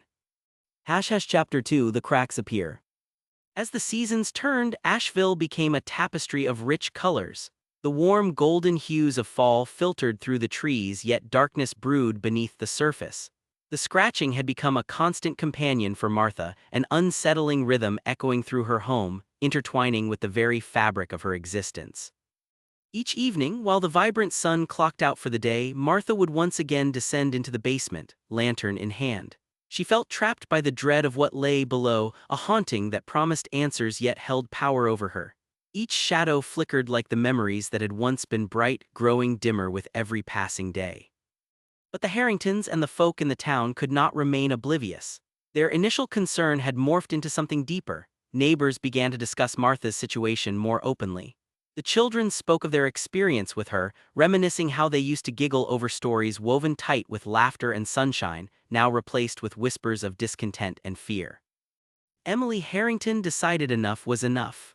One chilly evening she turned to Arthur, her eyes filled with resolve. "We can't just stand by. Tomorrow we're going to invite her over for dinner. She needs our support," she declared, gripping his hand. The following evening, dim lights flickered as Arthur and Emily laid the table, carefully crafting an atmosphere of warmth. Despite their eagerness to offer comfort, apprehension loomed in their minds. Was Martha slipping deeper into madness, and could they pull her back from the edge? When Martha finally arrived, her forced smile did little to conceal the shadows lurking beneath her eyes. "Thank you for having me," she said, her voice tremulous as if the very act of leaving her home required monumental effort. Over dinner, the atmosphere grew heavier, punctuated by occasional silences, as the Harringtons watched her from across the table, searching for a glimpse of the vibrant woman they once knew. Each moment felt like a thread unspooling, followed by the haunting scratching that echoed even louder than her laughter once had. "Are you sure everything is all right at home?" Emily probed gently, compelled by the need to understand the depth of her neighbor's turmoil. Martha paused, glancing toward the darkness that beckoned from the direction of her home before replying hesitantly, "I hear things in the night, a scratching perhaps, but it's nothing to worry about." Yet the assurance fell flat, casting a long shadow over the table. Arthur exchanged a knowing glance with Emily, both aware that something profound lay hidden beneath Martha's veneer of composure. They pressed on with surface-level conversations, but the darkness began to encroach upon the evening. Days passed, filled with forced laughter among Dorothy's friends, but Martha grew increasingly reclusive. The curious scratching morphed from a vague nuisance into a haunting presence. It echoed not only through the bones of her household but also in her dreams, where shadows flitted just beyond her consciousness. Concern turned to confusion among those living nearby. Rumors trickled through the town, curious eyes darted toward her dwelling as neighbors wondered. Was she merely tormented by old memories, or was there something more sinister at play? As for Martha, she felt the unwelcome pressure of reality push against her, thoughts swirling beneath the weight of the unseen. In the heat of the night, surrounded by an emptiness that amplified her solitude, she felt compelled to share her burdens, to shout when all she could manage was a whisper. But as the days slipped by, the scratching escalated, clawing its way deeper into her psyche. Perhaps the lizards were indeed a distraction, a culmination of her fears coiling tightly around her heart. With each passing night, the gnawing sensations amplified, not merely animals scraping against wood, but echoes of every regret she had masked with the foliage of routine. It was here in the shadows of uncertainty that the very foundation of Asheville began to tremble, a town teetering on the edge of answers that could shatter the gentle illusions cultivated over generations. Next week, we will discover how the community will react when truths slowly leak from the darkness, pulling shadows into the light, each villager forced to reckon not just with Martha's secrets, but with the creeping truths they dare not face themselves. Chapter 3 The Breaking Point. The chill of an early winter set in, enveloping Asheville in a heavy blanket of snow. In the depths of her home, Martha Wilkins found herself wrestling with the unrelenting shadows lurking within her walls. The scratching had grown louder, menacing, a sinister companion demanding her attention. She could no longer deny its insistent presence, a haunting reflection of her own turmoil. On a particularly stormy night, winds howled like restless spirits. As Martha sat in her dimly lit parlor, her heart pounded in her chest, drowned in a cacophony of old memories surfacing from beneath the depths of despair. She began to wonder if her neighbors felt the noise too, if they sensed the dread resting within her household. Suddenly, an ear-piercing scream pierced the night. It shattered the heavy silence and reverberated through the streets of Asheville. A frantic cry for help tasted bitter against the snow. Neighbors rushed to their doors, peering into the darkness, unsure of the source. Within Martha's home, the realization dawned. The sound emanated from her basement. Without a second thought, she shot up from her chair, propelled by panic and guilt. With quickened breaths, she raced toward the basement door, heart in her throat. What awaited her? The icy grip of her fears tightened as she grasped the doorknob. Slipping into the darkness, she stepped down into the abyss where the scratching crescendoed, a chaotic symphony of mouse and lizard, primal and unearthed. "Martha," a voice called from behind. It was Arthur Harrington, who had rushed to her side upon hearing the commotion. "What's going on?" "I don't know," she exclaimed, her voice trembling as uncertainty coiled around her. "I've heard it before, but now it's different." Arthur joined her, and together they pushed down the creaking stairwell. The air grew colder, thick with anticipation, as the noise transformed from merely scratching into something more violent, claws on wood, frantic and unnerving. As they reached the bottom, lantern light flickered, illuminating the chaos. The remnants of lives lost in darkness lay scattered among sighs. An assortment of lizards scurried around vaguely, oblivious to the disruption of their world. Yet the bones of small creatures lay tangled in disarray, remnants collecting in dusty corners. "What is this?" Arthur asked, shock dripping from his words. "Where did they come from?" Martha clutched her trembling hands, the weight of shame surging forward. "I thought they were just lizards. I didn't know." In that moment of revelation, submerged emotions collided, pressing down on both of them. Martha felt herself unspooling, realizing how long she had hidden behind forced smiles while the shadows clouded her heart. As the truth unraveled, raising the specter of accountability, Martha felt along the corners of her memory, the rich fabric of grief stitched too tightly. "What do we do now?" Arthur asked, stepping back into the light above the stairs as disbelief settled in the echoing silence. The revealing presence of life beneath her home had carved deeper cracks into their fragile bond. Outside, the townsfolk sensed the shift. Whispers transformed into conversations bound by concern, shadows flitting together to question what lay beneath the surface of shared memories and responsibility. As the news trickled through the streets of Asheville, villagers began speculating about the implications of the sights unspooled before them. Deep-rooted fears haunted their minds as they pondered what might have remained hidden within their midst. Martha confronted her isolation that evening, recognizing shadows where others had cast their gaze away. She felt burdened by uncertainty, weighed down by the reality of their lives. It was no longer about her own journey. It resonated deeper, interwoven with a town replete with shared memories that had long remained buried. As the cold winds rustled through the barren trees, cloaking Asheville in a haze of uncertainty, the town stood on the precipice of revelation. Long-held truths began to surface, demanding acknowledgement and a confrontation with the vulnerabilities that lay entwined in their identities.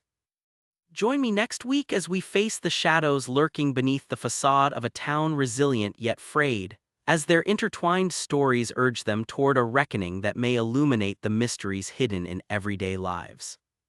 Chapter 4: The Truth Uncovered.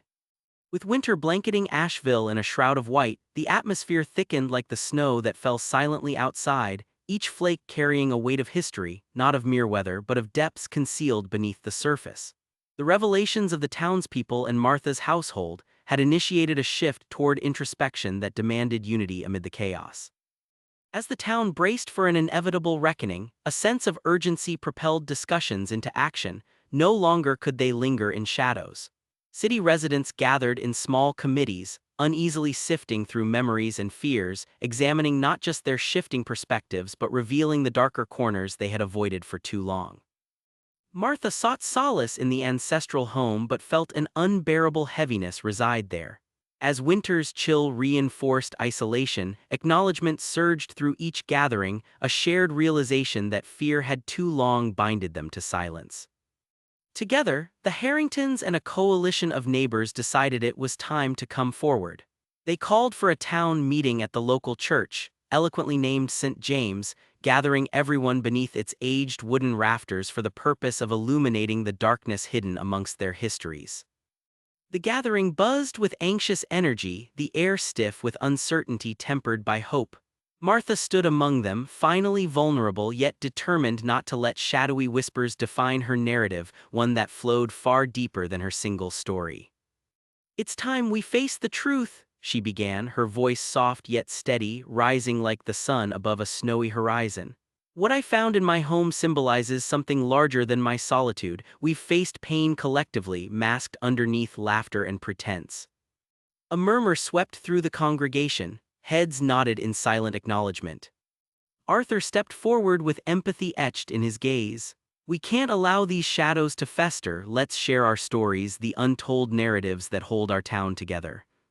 And with that, voices began to rise, spirits untangled from the bondage of silence.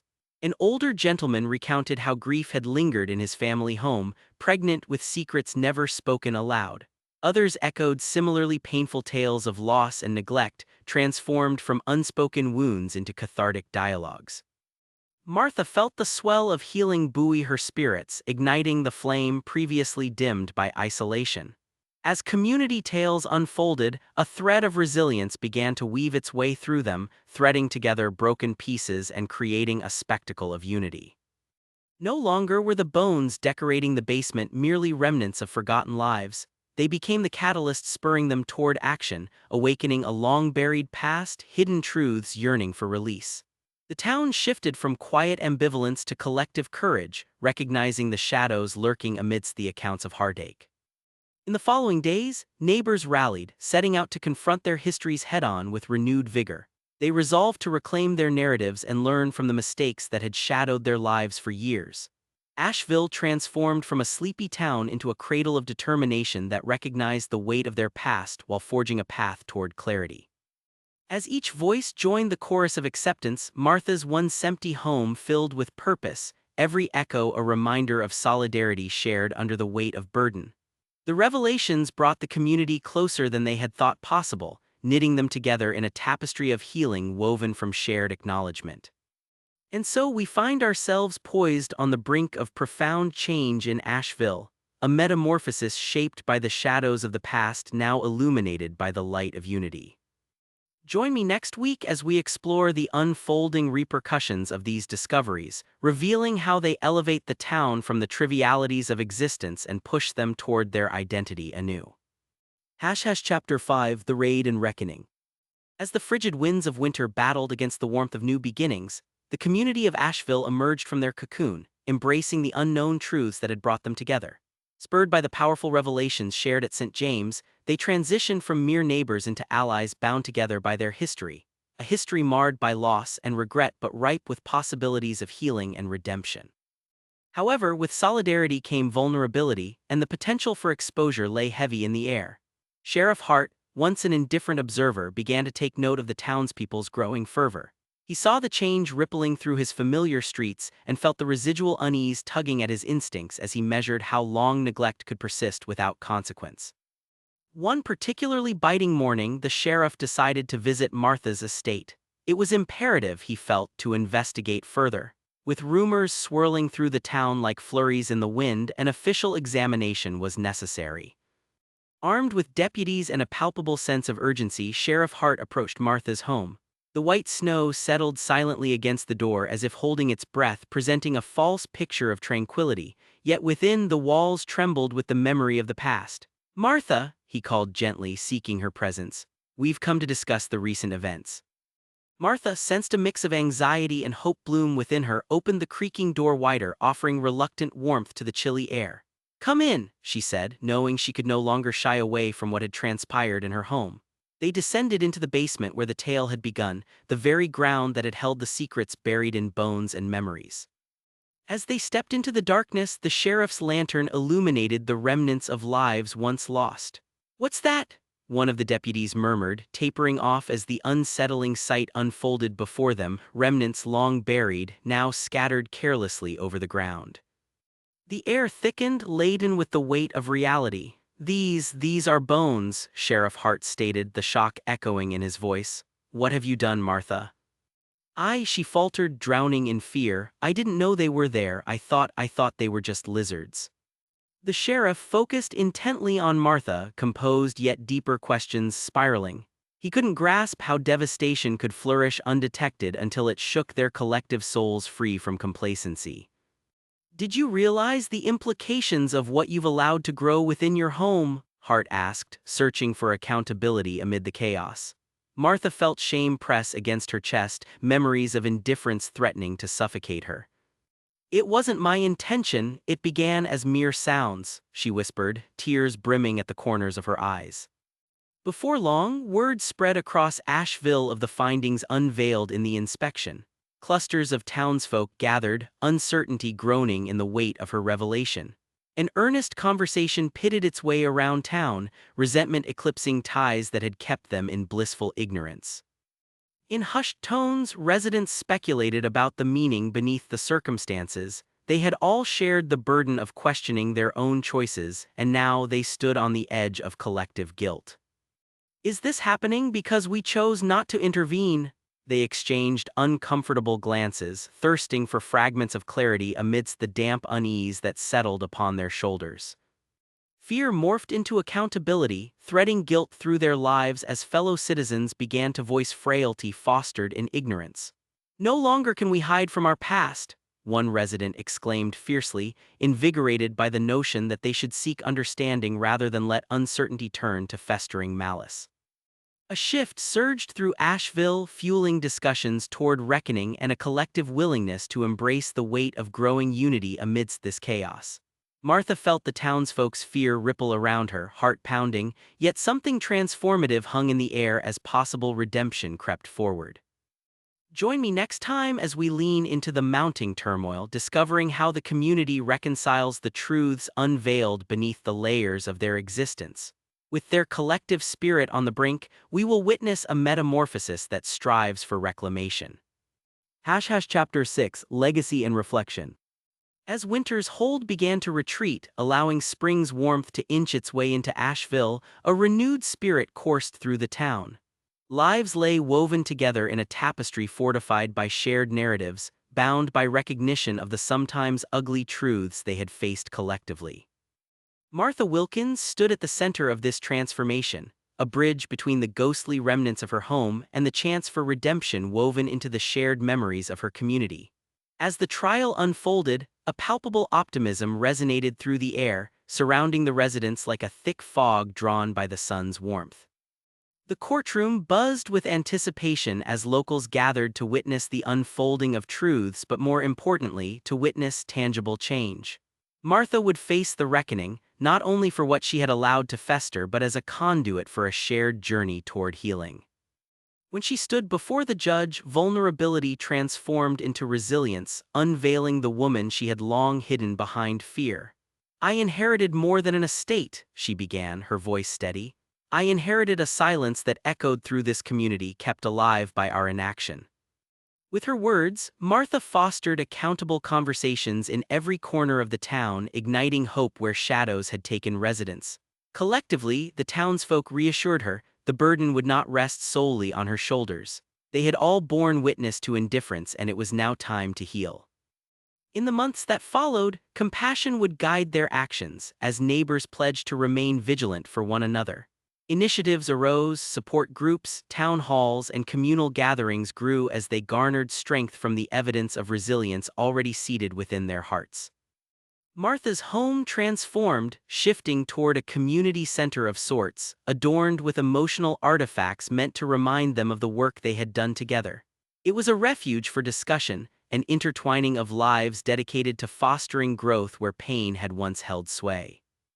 As warmth spread through the blossoming trees, the ghosts buried beneath the soil were honored through memorials that helped lay the past to rest, unearthing the truth along the way. Together, the memories persisted. Having once held the town hostage, they now empowered its members to confront the shadows that lurked in their hearts. Where they once feared each creak of the floorboards, they recognized the noise not as punishment but a reminder. That acknowledgement was the first step toward understanding. With the echoes of bones and whispers marrying into a discourse that would ripple through generations, Asheville became famed not merely for its picturesque views but for its ability to reckon with its history. As the sun set on the horizon, illuminating the faces of those who had housed scars and legacy intertwined, they reflected upon their journey toward healing. Shadows might still lurk, but knowledge shone brighter, allowing them to navigate the darkness with care, bridging gaps that had long concealed them. And so, as history bled into the present through time's cyclical embrace, the residents found strength in vulnerability, knowing that what lay behind the perfect smile could ultimately lead the way toward connection, a profound bond bolstered against the fears that had once threatened their lives. For in the embrace of community lies hope, where lilies bloom amongst the ashes born of hard truths, guiding us toward remembrance, an echo of understanding that reverberates to keep the darkness at bay.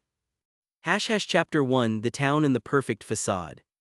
Welcome back to Macabre Times. I'm your host, Daniel Harrow. Today we embark on a chilling journey to the summer of 1888 in the small town of Asheville, North Carolina. At first glance, Asheville appeared a peaceful enclave, a place where the warmth of community radiated through tidy streets and the scent of blooming magnolias filled the air. Neighbors greeted one another with friendly waves, and laughter drifted from porches during golden evenings. Yet hidden beneath this idyllic facade lay tension that echoed like distant thunder.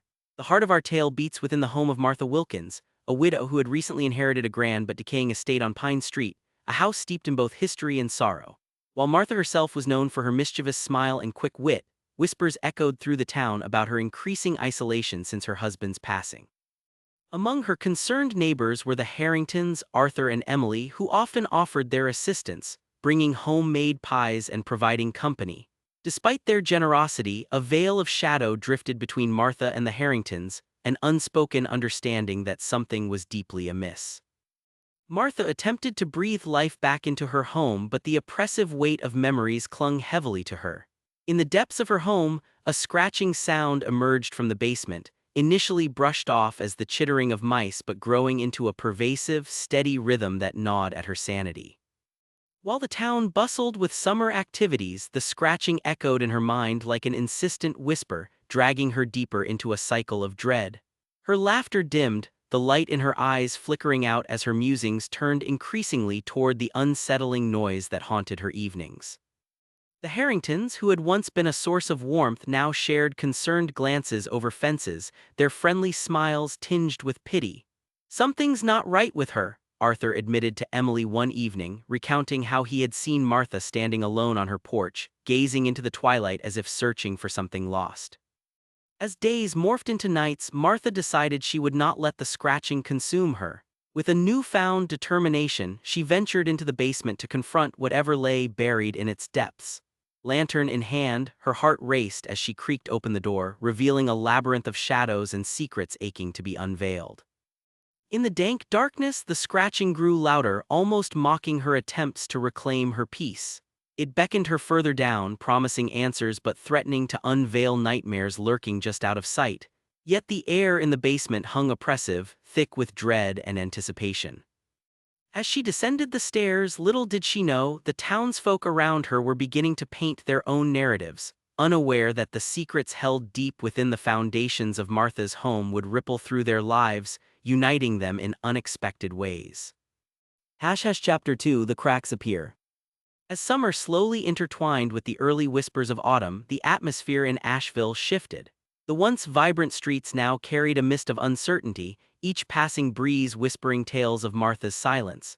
The incessant scratching from her basement had morphed from a mere annoyance into an ever-persistent specter, echoing through the depths of her soul.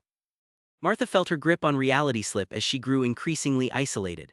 Shadows danced across her parlor walls, taunting her resolve. Concerned about her well-being, Emily Harrington made frequent visits to provide companionship, but her efforts often met with awkward silences.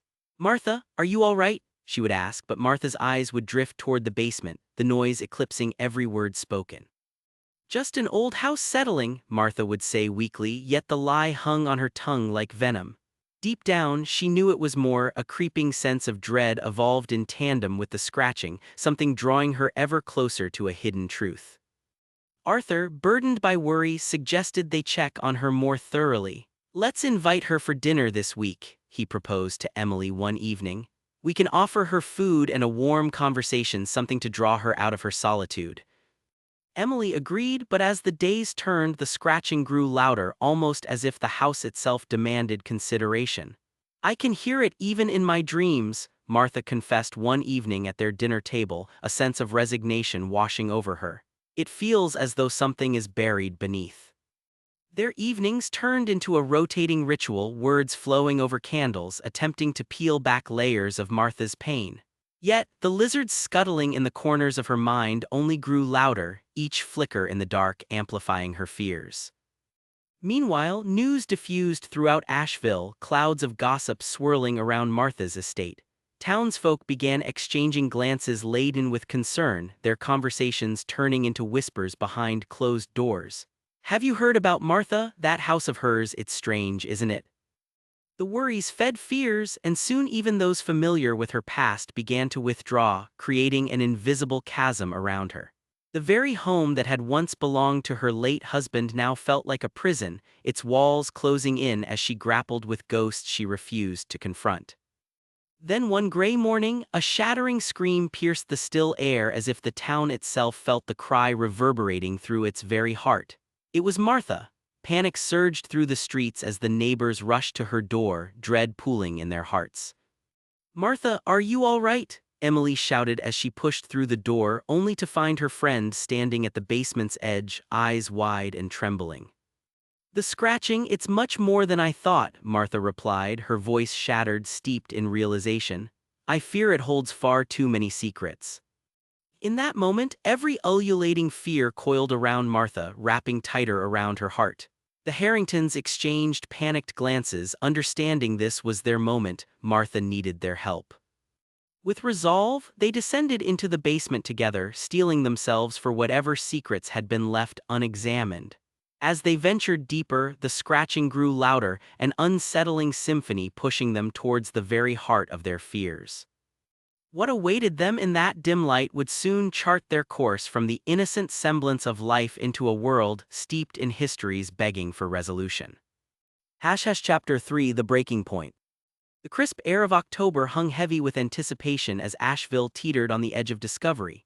The revelation in Martha's basement, the scattered bones and the relentless scratching, transformed the lives of those involved, each new day unearthing more questions than answers. The town, once a tapestry of picturesque harmony, now frayed at the edges, simmering with whispers of fear. As Martha, Arthur, and Emily descended into darkness, the gravity of their situation cracked through the tension. "Do you understand what we are facing?" Arthur asked, his voice trembling as his lantern illuminated the remnants of lives long extinguished, a haunting tableau of neglected endings. Martha's heart raced as reality settled upon her like a heavy blanket. "I never intended for this," she confessed, searching for the words to describe the chaos begotten from her ignorance. "The sounds, I thought them benign." Yet deep inside she recognized the urgency of their situation. Meanwhile, as the townsfolk murmured in alleyways, the urgency crystallized into concern as whispers spread through every gathering. Families began to question their own corners of Asheville as brothers and sisters huddled, recalling instances of hidden sorrows buried beneath smiles and polite banter. Surely, they too held stories lost to time, tales echoing in shadows hidden within their hearts. One evening, pressure mounted, succumbing to a shared reckoning within the community. The Harringtons, alongside Martha, decided it was time to confront not only the truth hidden in the basement but the hushed fears shared among their fellow townsfolk. Together, they held a gathering at the local church. "What must we do?" Martha asked the gathered assembly, her spirit tremulous amidst the sea of familiar faces. "How can we take responsibility?" The crowd buzzed, a mixture of unease and urgency enveloping them. "We need to acknowledge our own history, both the beautiful and the tragic," Emily asserted, her voice steady in the face of turmoil. "Together, we can reclaim what has been lost." The townsfolk rallied behind her, voices blending into a symphony of resolution. Each person began sharing stories of their ancestors and the burdens they had unwittingly carried. Old grievances surfaced and hearts ripened with compassion, revealing shadows once entrenched in their fabric but now yearning for light.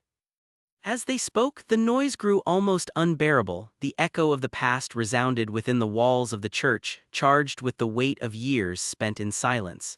They embodied a community ready to confront its past, aware that a fractured history could heal only through acknowledgement. Martha's heart lightened amidst the unfolding conversations. She felt the weight of her home shift from a place of sorrow to one of potential rebirth.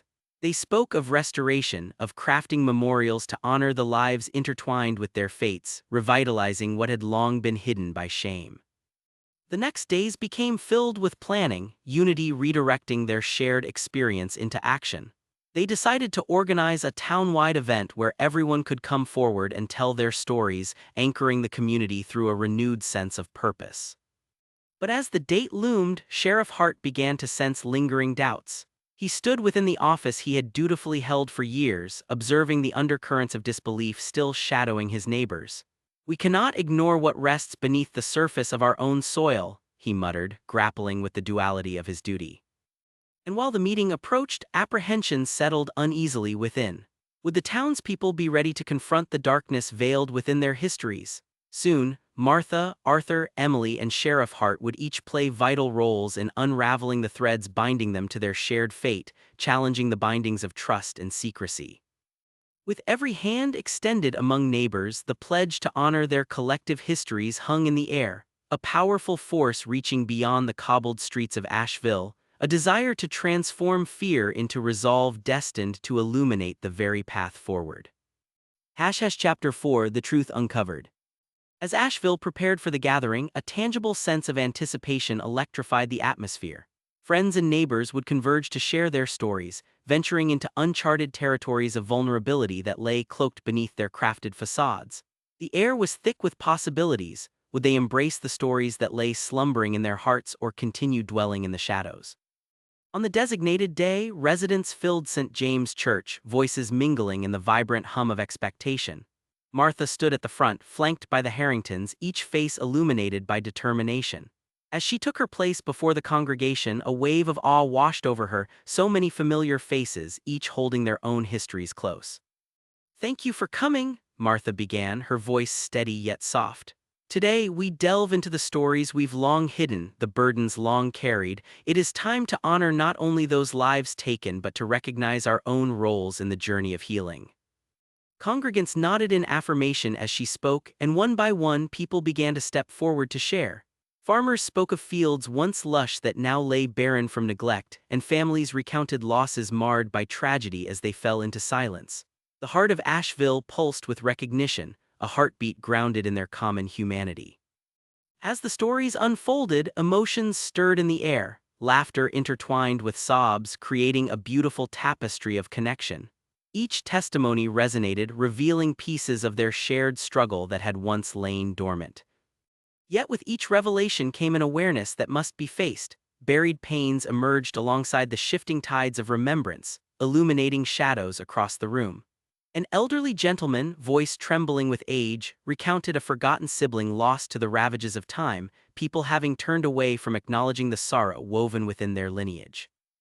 And as voices rose, echoes found in Martha's home began reaching the assembly, the scratching now resembling the deep-seated truths long overlooked.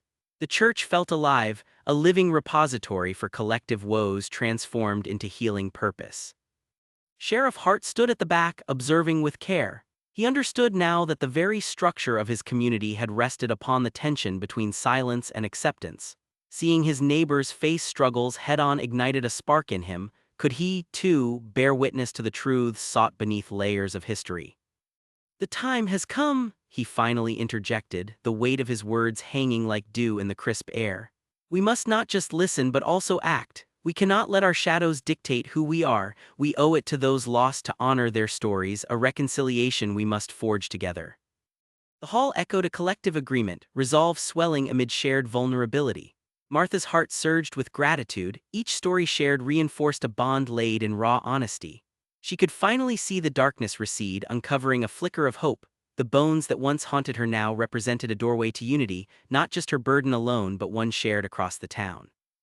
As the congregation came together to decide their next steps, they recognized the need for an initiative, a memorial not merely composed of words, but crafted from the very bones of their narrative woven into the town's fabric.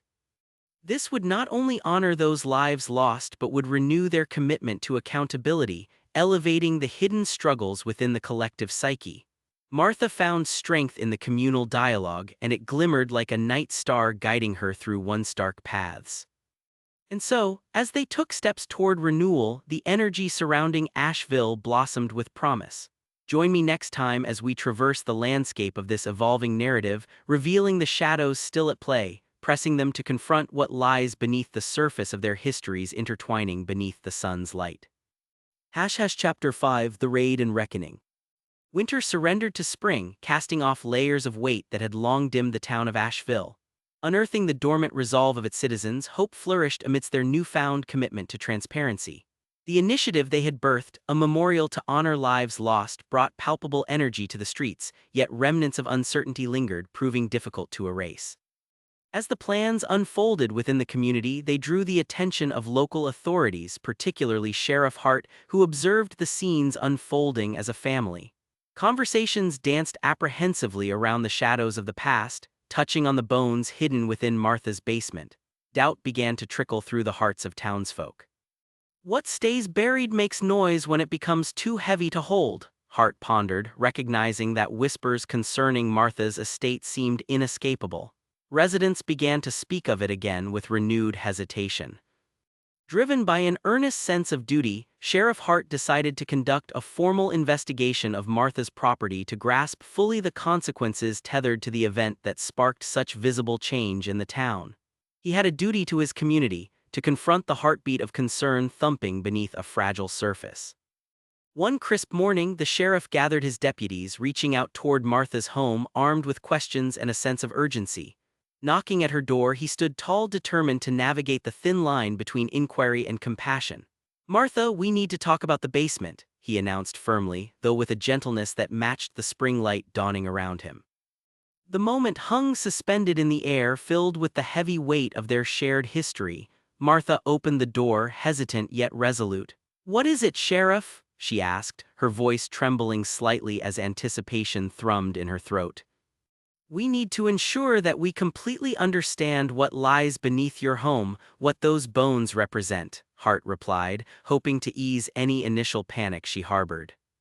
Reluctantly, Martha agreed, understanding that the shadows could no longer remain unseen. Together, they traversed down into the basement, the familiar echo of the scratching noise now tinged with dread. The lantern cast soft shadows across the floor, illuminating not only bones but the fragmented remnants of lives intertwining beneath the very fabric of Asheville. "Why didn't you say anything sooner?" the sheriff ventured as they surveyed the array of small bones illuminated by the flickering light. I didn't know what to think," Martha stammered, her fear intermingled with vulnerability. "It seemed like it all spiraled too quickly, and every night I heard it I grew more afraid." In that moment, as truth emerged from darkness and collided with reality, Martha found her voice. "I am ready to face it. I want to understand what we've buried, the lives lost that echo through our town." The sheriff nodded, his heart swelling with empathy. It was a turning point, signaling an unexpected reconciliation between their stories. Together, they stood witness not merely to things lost, but to the collective stories and experiences becoming revealed, compelling the town into a realm where healing would become the focus instead of shame. As news spread throughout Asheville about the revelations emerging in Martha's basement, something shifted. The townspeople rallied, brave enough to confront their own narratives along with hers. Crowds began to gather in earnest, and conversations turned from whispers to shouts of brotherhood rather than accusations. "We are more than what has haunted us," a voice called out, ringing across the assembly gathering at St. James. "We must embrace the past to usher in our present." And so it was, fueled by the revelations united in shared determination, each story contributing to the ever-deepening bond. The legacy of those lives hidden became a catalyst, bridging the gaps formed from years spent tangled in uncertainty. As spring unfurled around Asheville, they began planning the memorial not merely as an homage to lost lives, but as an acknowledgement bound to push through the dark layers that had kept the community shackled. Blooms began to color the landscape, while the resolve to honor those shadows emerged in strength. Together, they recognized that such darkness should not define them but empower them to step boldly into the light. As the sun shone brighter, illuminating paths once lost, the town surged toward healing with the promise of rebirth guiding its journey forward.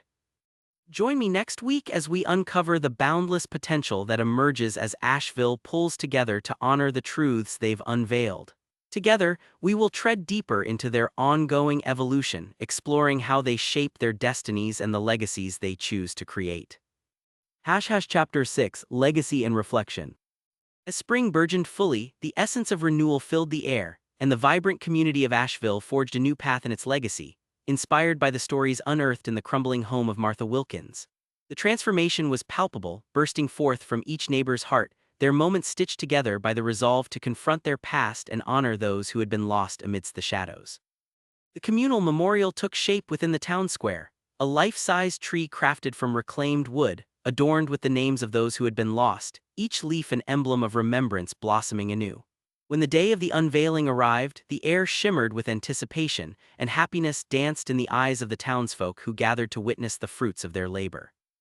Martha stood at the forefront alongside Arthur, Emily, and Sheriff Hart. As they prepared to unveil the memorial, Martha's heart soared. She had transformed from pure anguish into the face of hope, finally ready to embrace her past in the light of shared resilience. "Today, we celebrate more than just names carved into wood," she began, her voice reverberating across the gathering, a heartfelt fusion of vulnerable honesty and steadfast warmth. "We honor the lives that came before us, the stories that have woven the fabric of this community, those lives lost to neglect and silence. They must be remembered." Tears glistened in many eyes as the crowd held its breath. When the cloth was pulled away, revealing the magnificent tree intricately adorned with names, an audible gasp rippled through the audience, a tapestry of memory unfurling, reminding everyone present of the lives woven through their shared existence. In that moment, something profound stirred, a collective acknowledgement of loss intertwined with responsibility. A grieved burden transformed into a legacy, each name a story filled with love, struggle, and lessons learned. Sheriff Hart added his voice, bolstered by the appreciative spirit washing over the community. "Let's not allow this to become merely a monument but rather a reminder that we're not just stewards of our own lives but of one another's. Our interconnectedness is a force that drives this town forward." With hands clasped tightly, the townspeople committed to sustaining the momentum born from their shared stories. Committees formed to ensure their narratives were honored. Community events would celebrate not only the joyous aspects of their histories but also the shared burdens, transforming shadow into light. Seizing the initiative, they organized workshops, mental health resources, and gatherings where emotional openness became vital. Each acknowledgement revealed a depth of connection woven together, nurturing a fabric of civic obligation that transcended individual struggles lent strength through community support. Many who had previously lived apart began to join the dance of connection, former strangers who now reached for one another, unified through shared understanding rather than divided by secrecy. As bonds formed, the ghosts of history grew gentle, no longer threatening to devour them but instead gracing the ground upon which they stood. With each passing season, as Asheville basked in the warmth of a rebirth for its town, every member knew that healing would be a lifelong journey.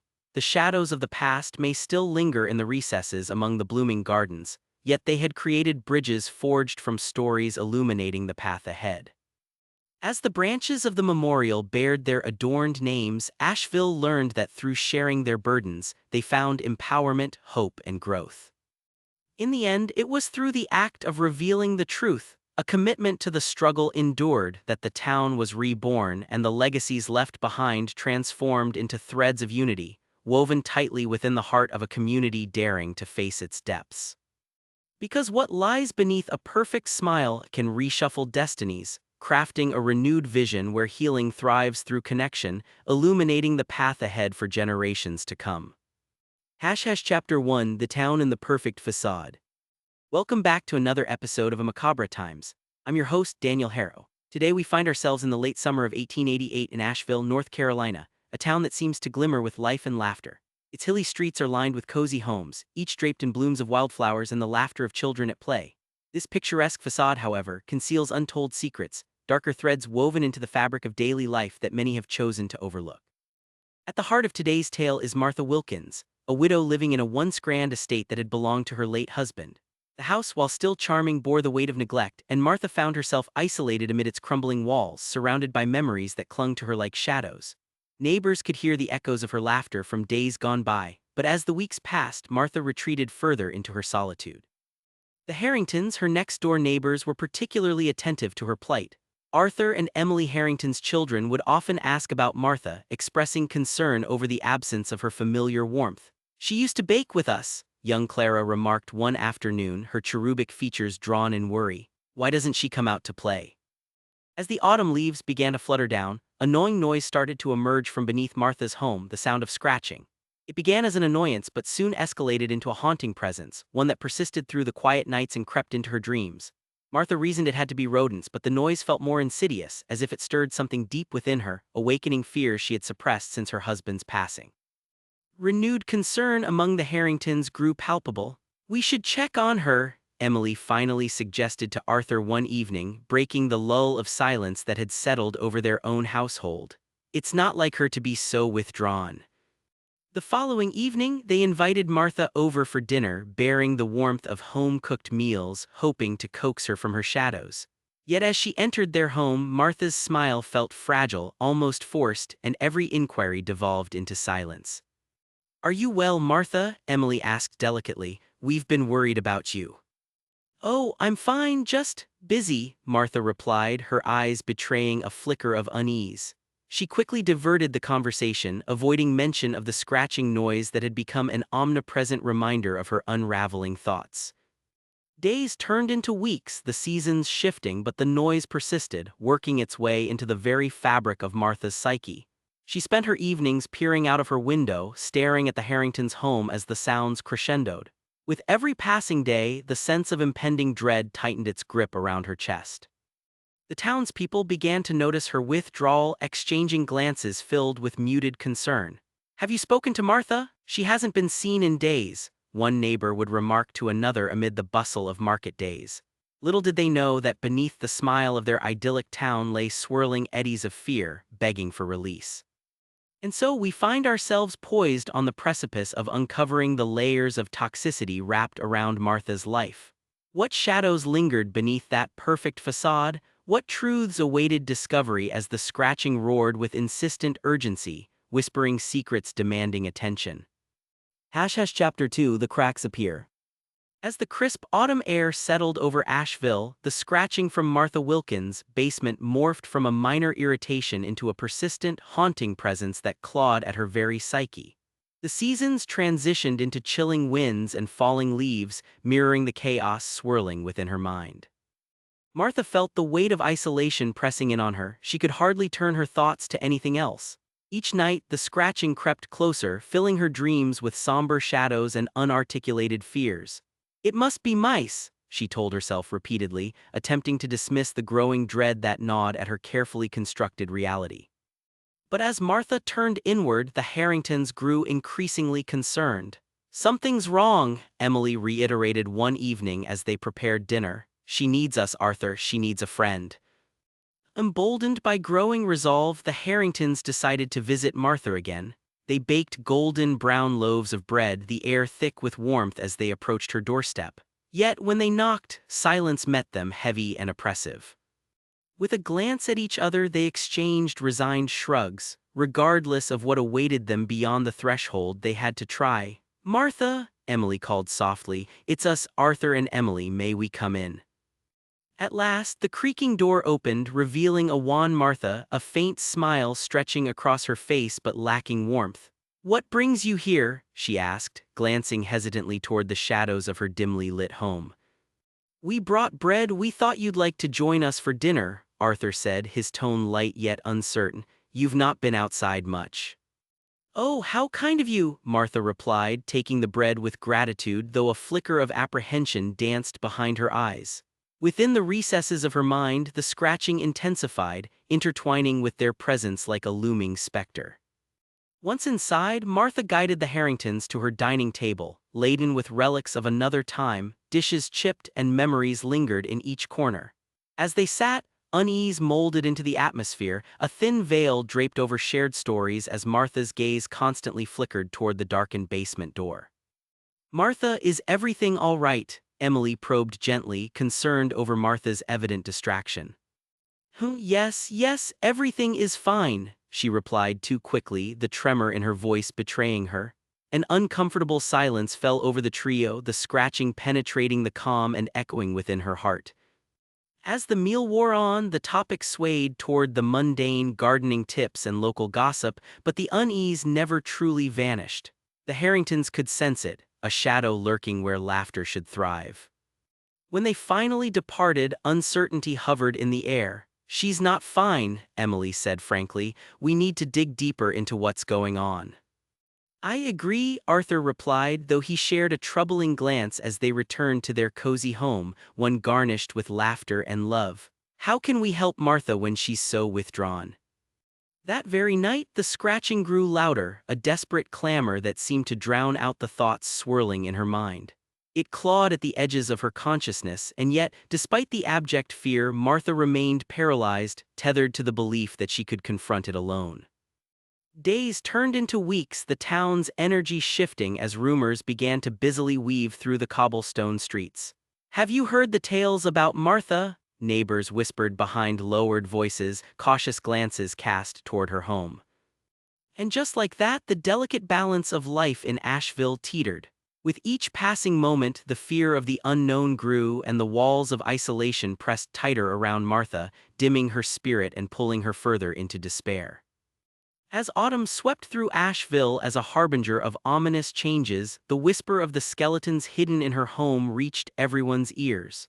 What had been unsaid and unexamined would soon surface, drawing the town together into a chaos they could never have anticipated. Chapter 3: The Breaking Point. The chill of winter crept in, sending small shivers through the village of Asheville, where ghosts of the past began to stir. The scratching from Martha's basement had shifted from a mere noise to an ominous presence, clawing at the walls of her sanity and prying open the doors of hidden truths. One particularly dark evening filled with thick clouds, Martha found herself on her porch, staring out into the abyss as the electric winds ushered in an unsettling foreboding. Each passing moment, the noise clawed at her, rising like a tide, desperate to pull her into its depths. Unable to take it any longer, she placed her lantern down and marched toward the basement door, the creaking wood that seemed to resist her advance. With hands trembling, she pushed it open, revealing an overwhelming darkness that swallowed her whole.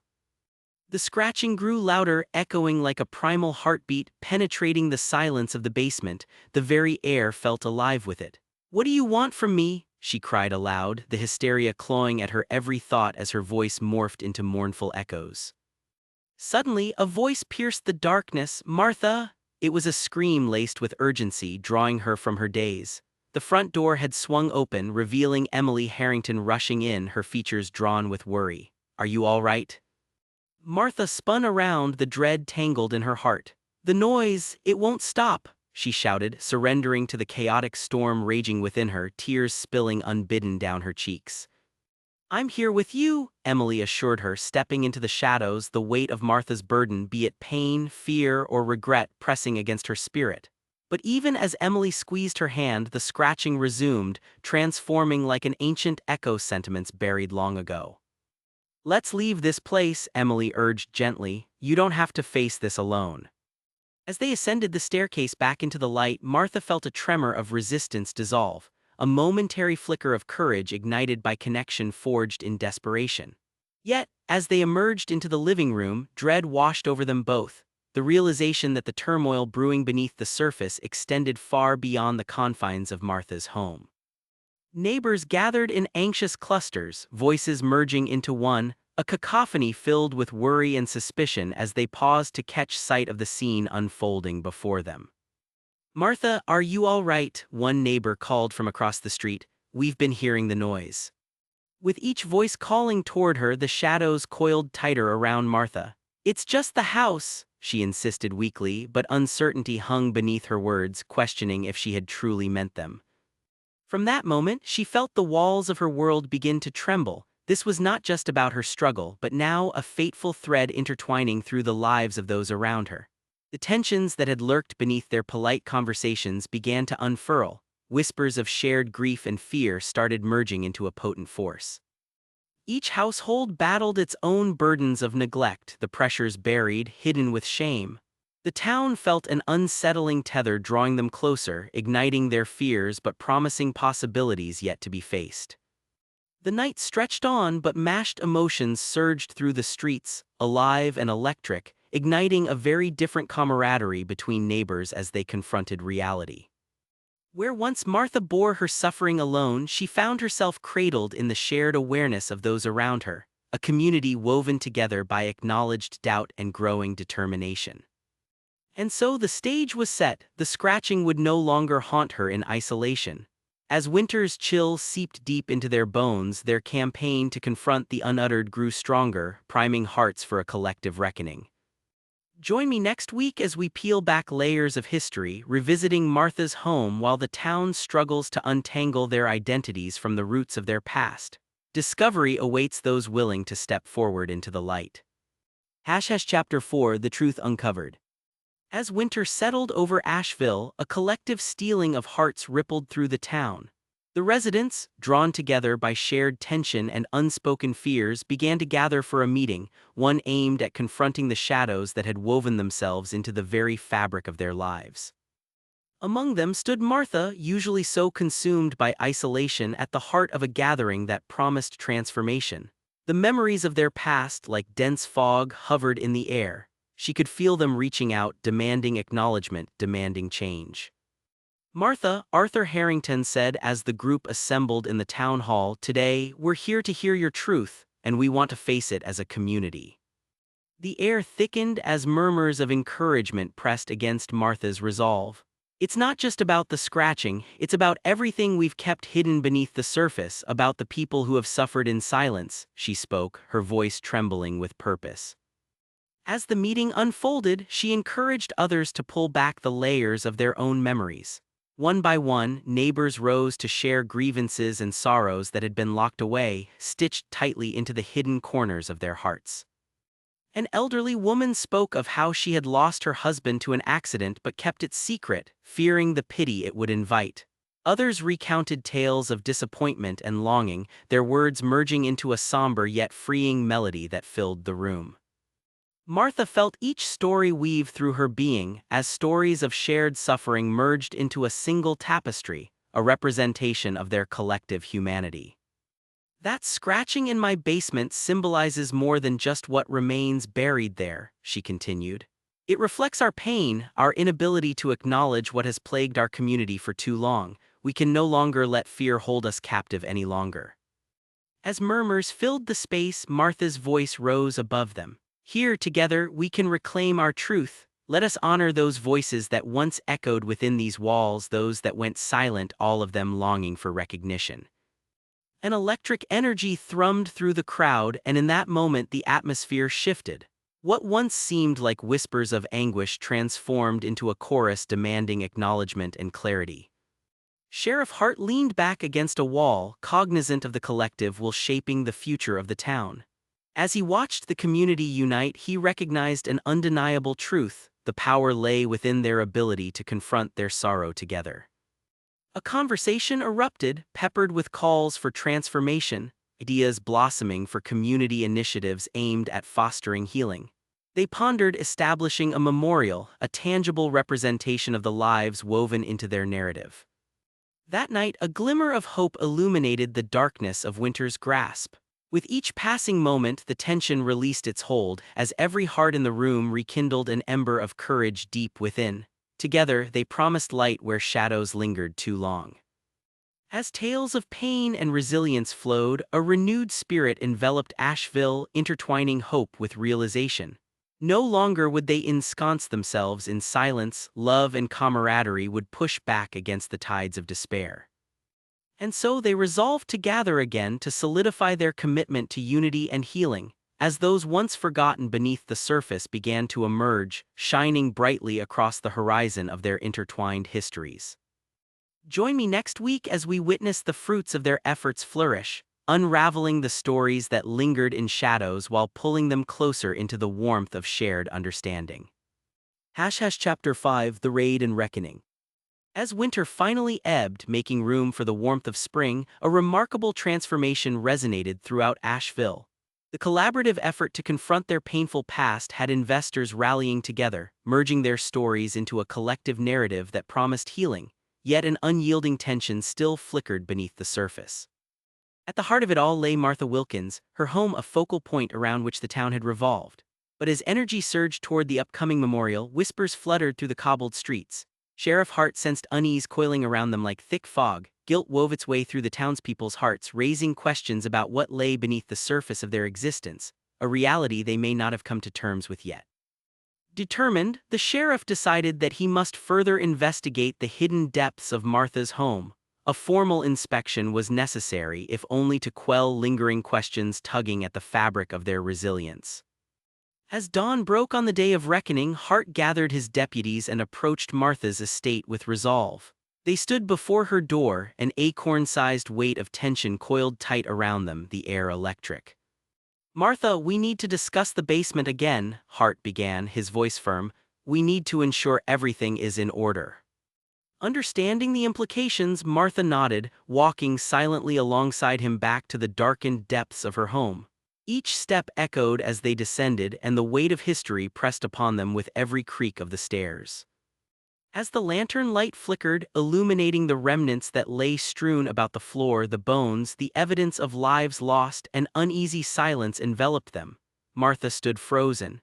"I never wished for any of this," she confessed, tears brimming in her eyes as she examined the remnants. The sheriff's heart sank as he surveyed the chilling reality before him.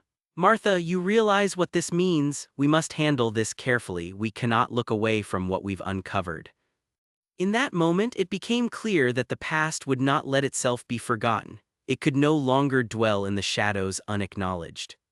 Driven by a deeper sense of urgency, Sheriff Hart instructed his deputies to document every detail. They meticulously took notes and captured images while noting the broader implications of what had taken place in Asheville, probing whether the shadows cast over their memories might hold deeper connections to those who had once wandered among them. News of the raid quickly spread across town, igniting both outrage and concern among those who had gathered to witness the unfolding events. Conversations erupted, gossip swirling as they exchanged worried glances. "What does this mean for us?" they whispered to one another, questioning their own ties beneath the weight of Martha's revelations.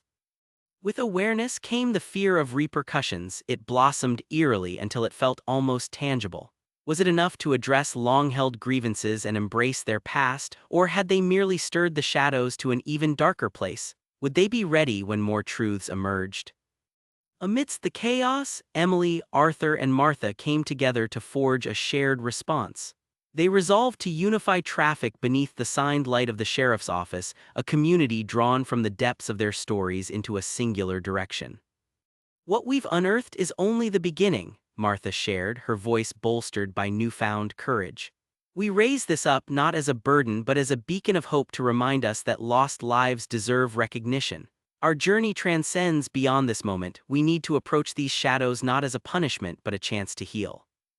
Every gathering since had reframed their understanding of community. With each individual mindful of the threads history had woven, they would stand together, a patchwork of experiences cast against the twilight backdrop.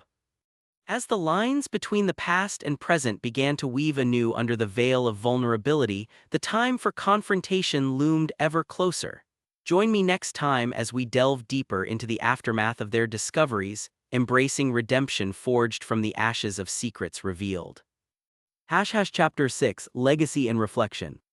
With winter's chill finally lifting, Asheville stood transformed, a vibrant reflection of its people, tightly woven by the stories that had surfaced through the veil of darkness. What had once merely been a town cast in shadows became a testament to resilience and the pursuit of understanding. Individuals joined together to share their histories, allowing the past to guide them toward healing. The completed memorial stood proudly within town square, a magnificent tree sculpted from reclaimed wood adorned with leaves bearing the names of those lost to time. Its roots buried deep, it became a symbol of hope, a reminder that they could address history without fear of its weight. On the day of the memorial's unveiling, townsfolk gathered beneath the warm embrace of the sun, the air rippling with anticipation and emotion. Martha, standing front and center, felt a surge of gratitude wash over her. She had transformed from a woman buried beneath the past into a harbinger of courage, giving voice to the lost stories that had shaped their present. As we gather here today, we honor the lives that have come before us, Martha proclaimed as she addressed the crowd, her voice ringing clear and strong through the sea of familiar faces. These names remind us that pain, while difficult, can become a source of strength if we confront it together.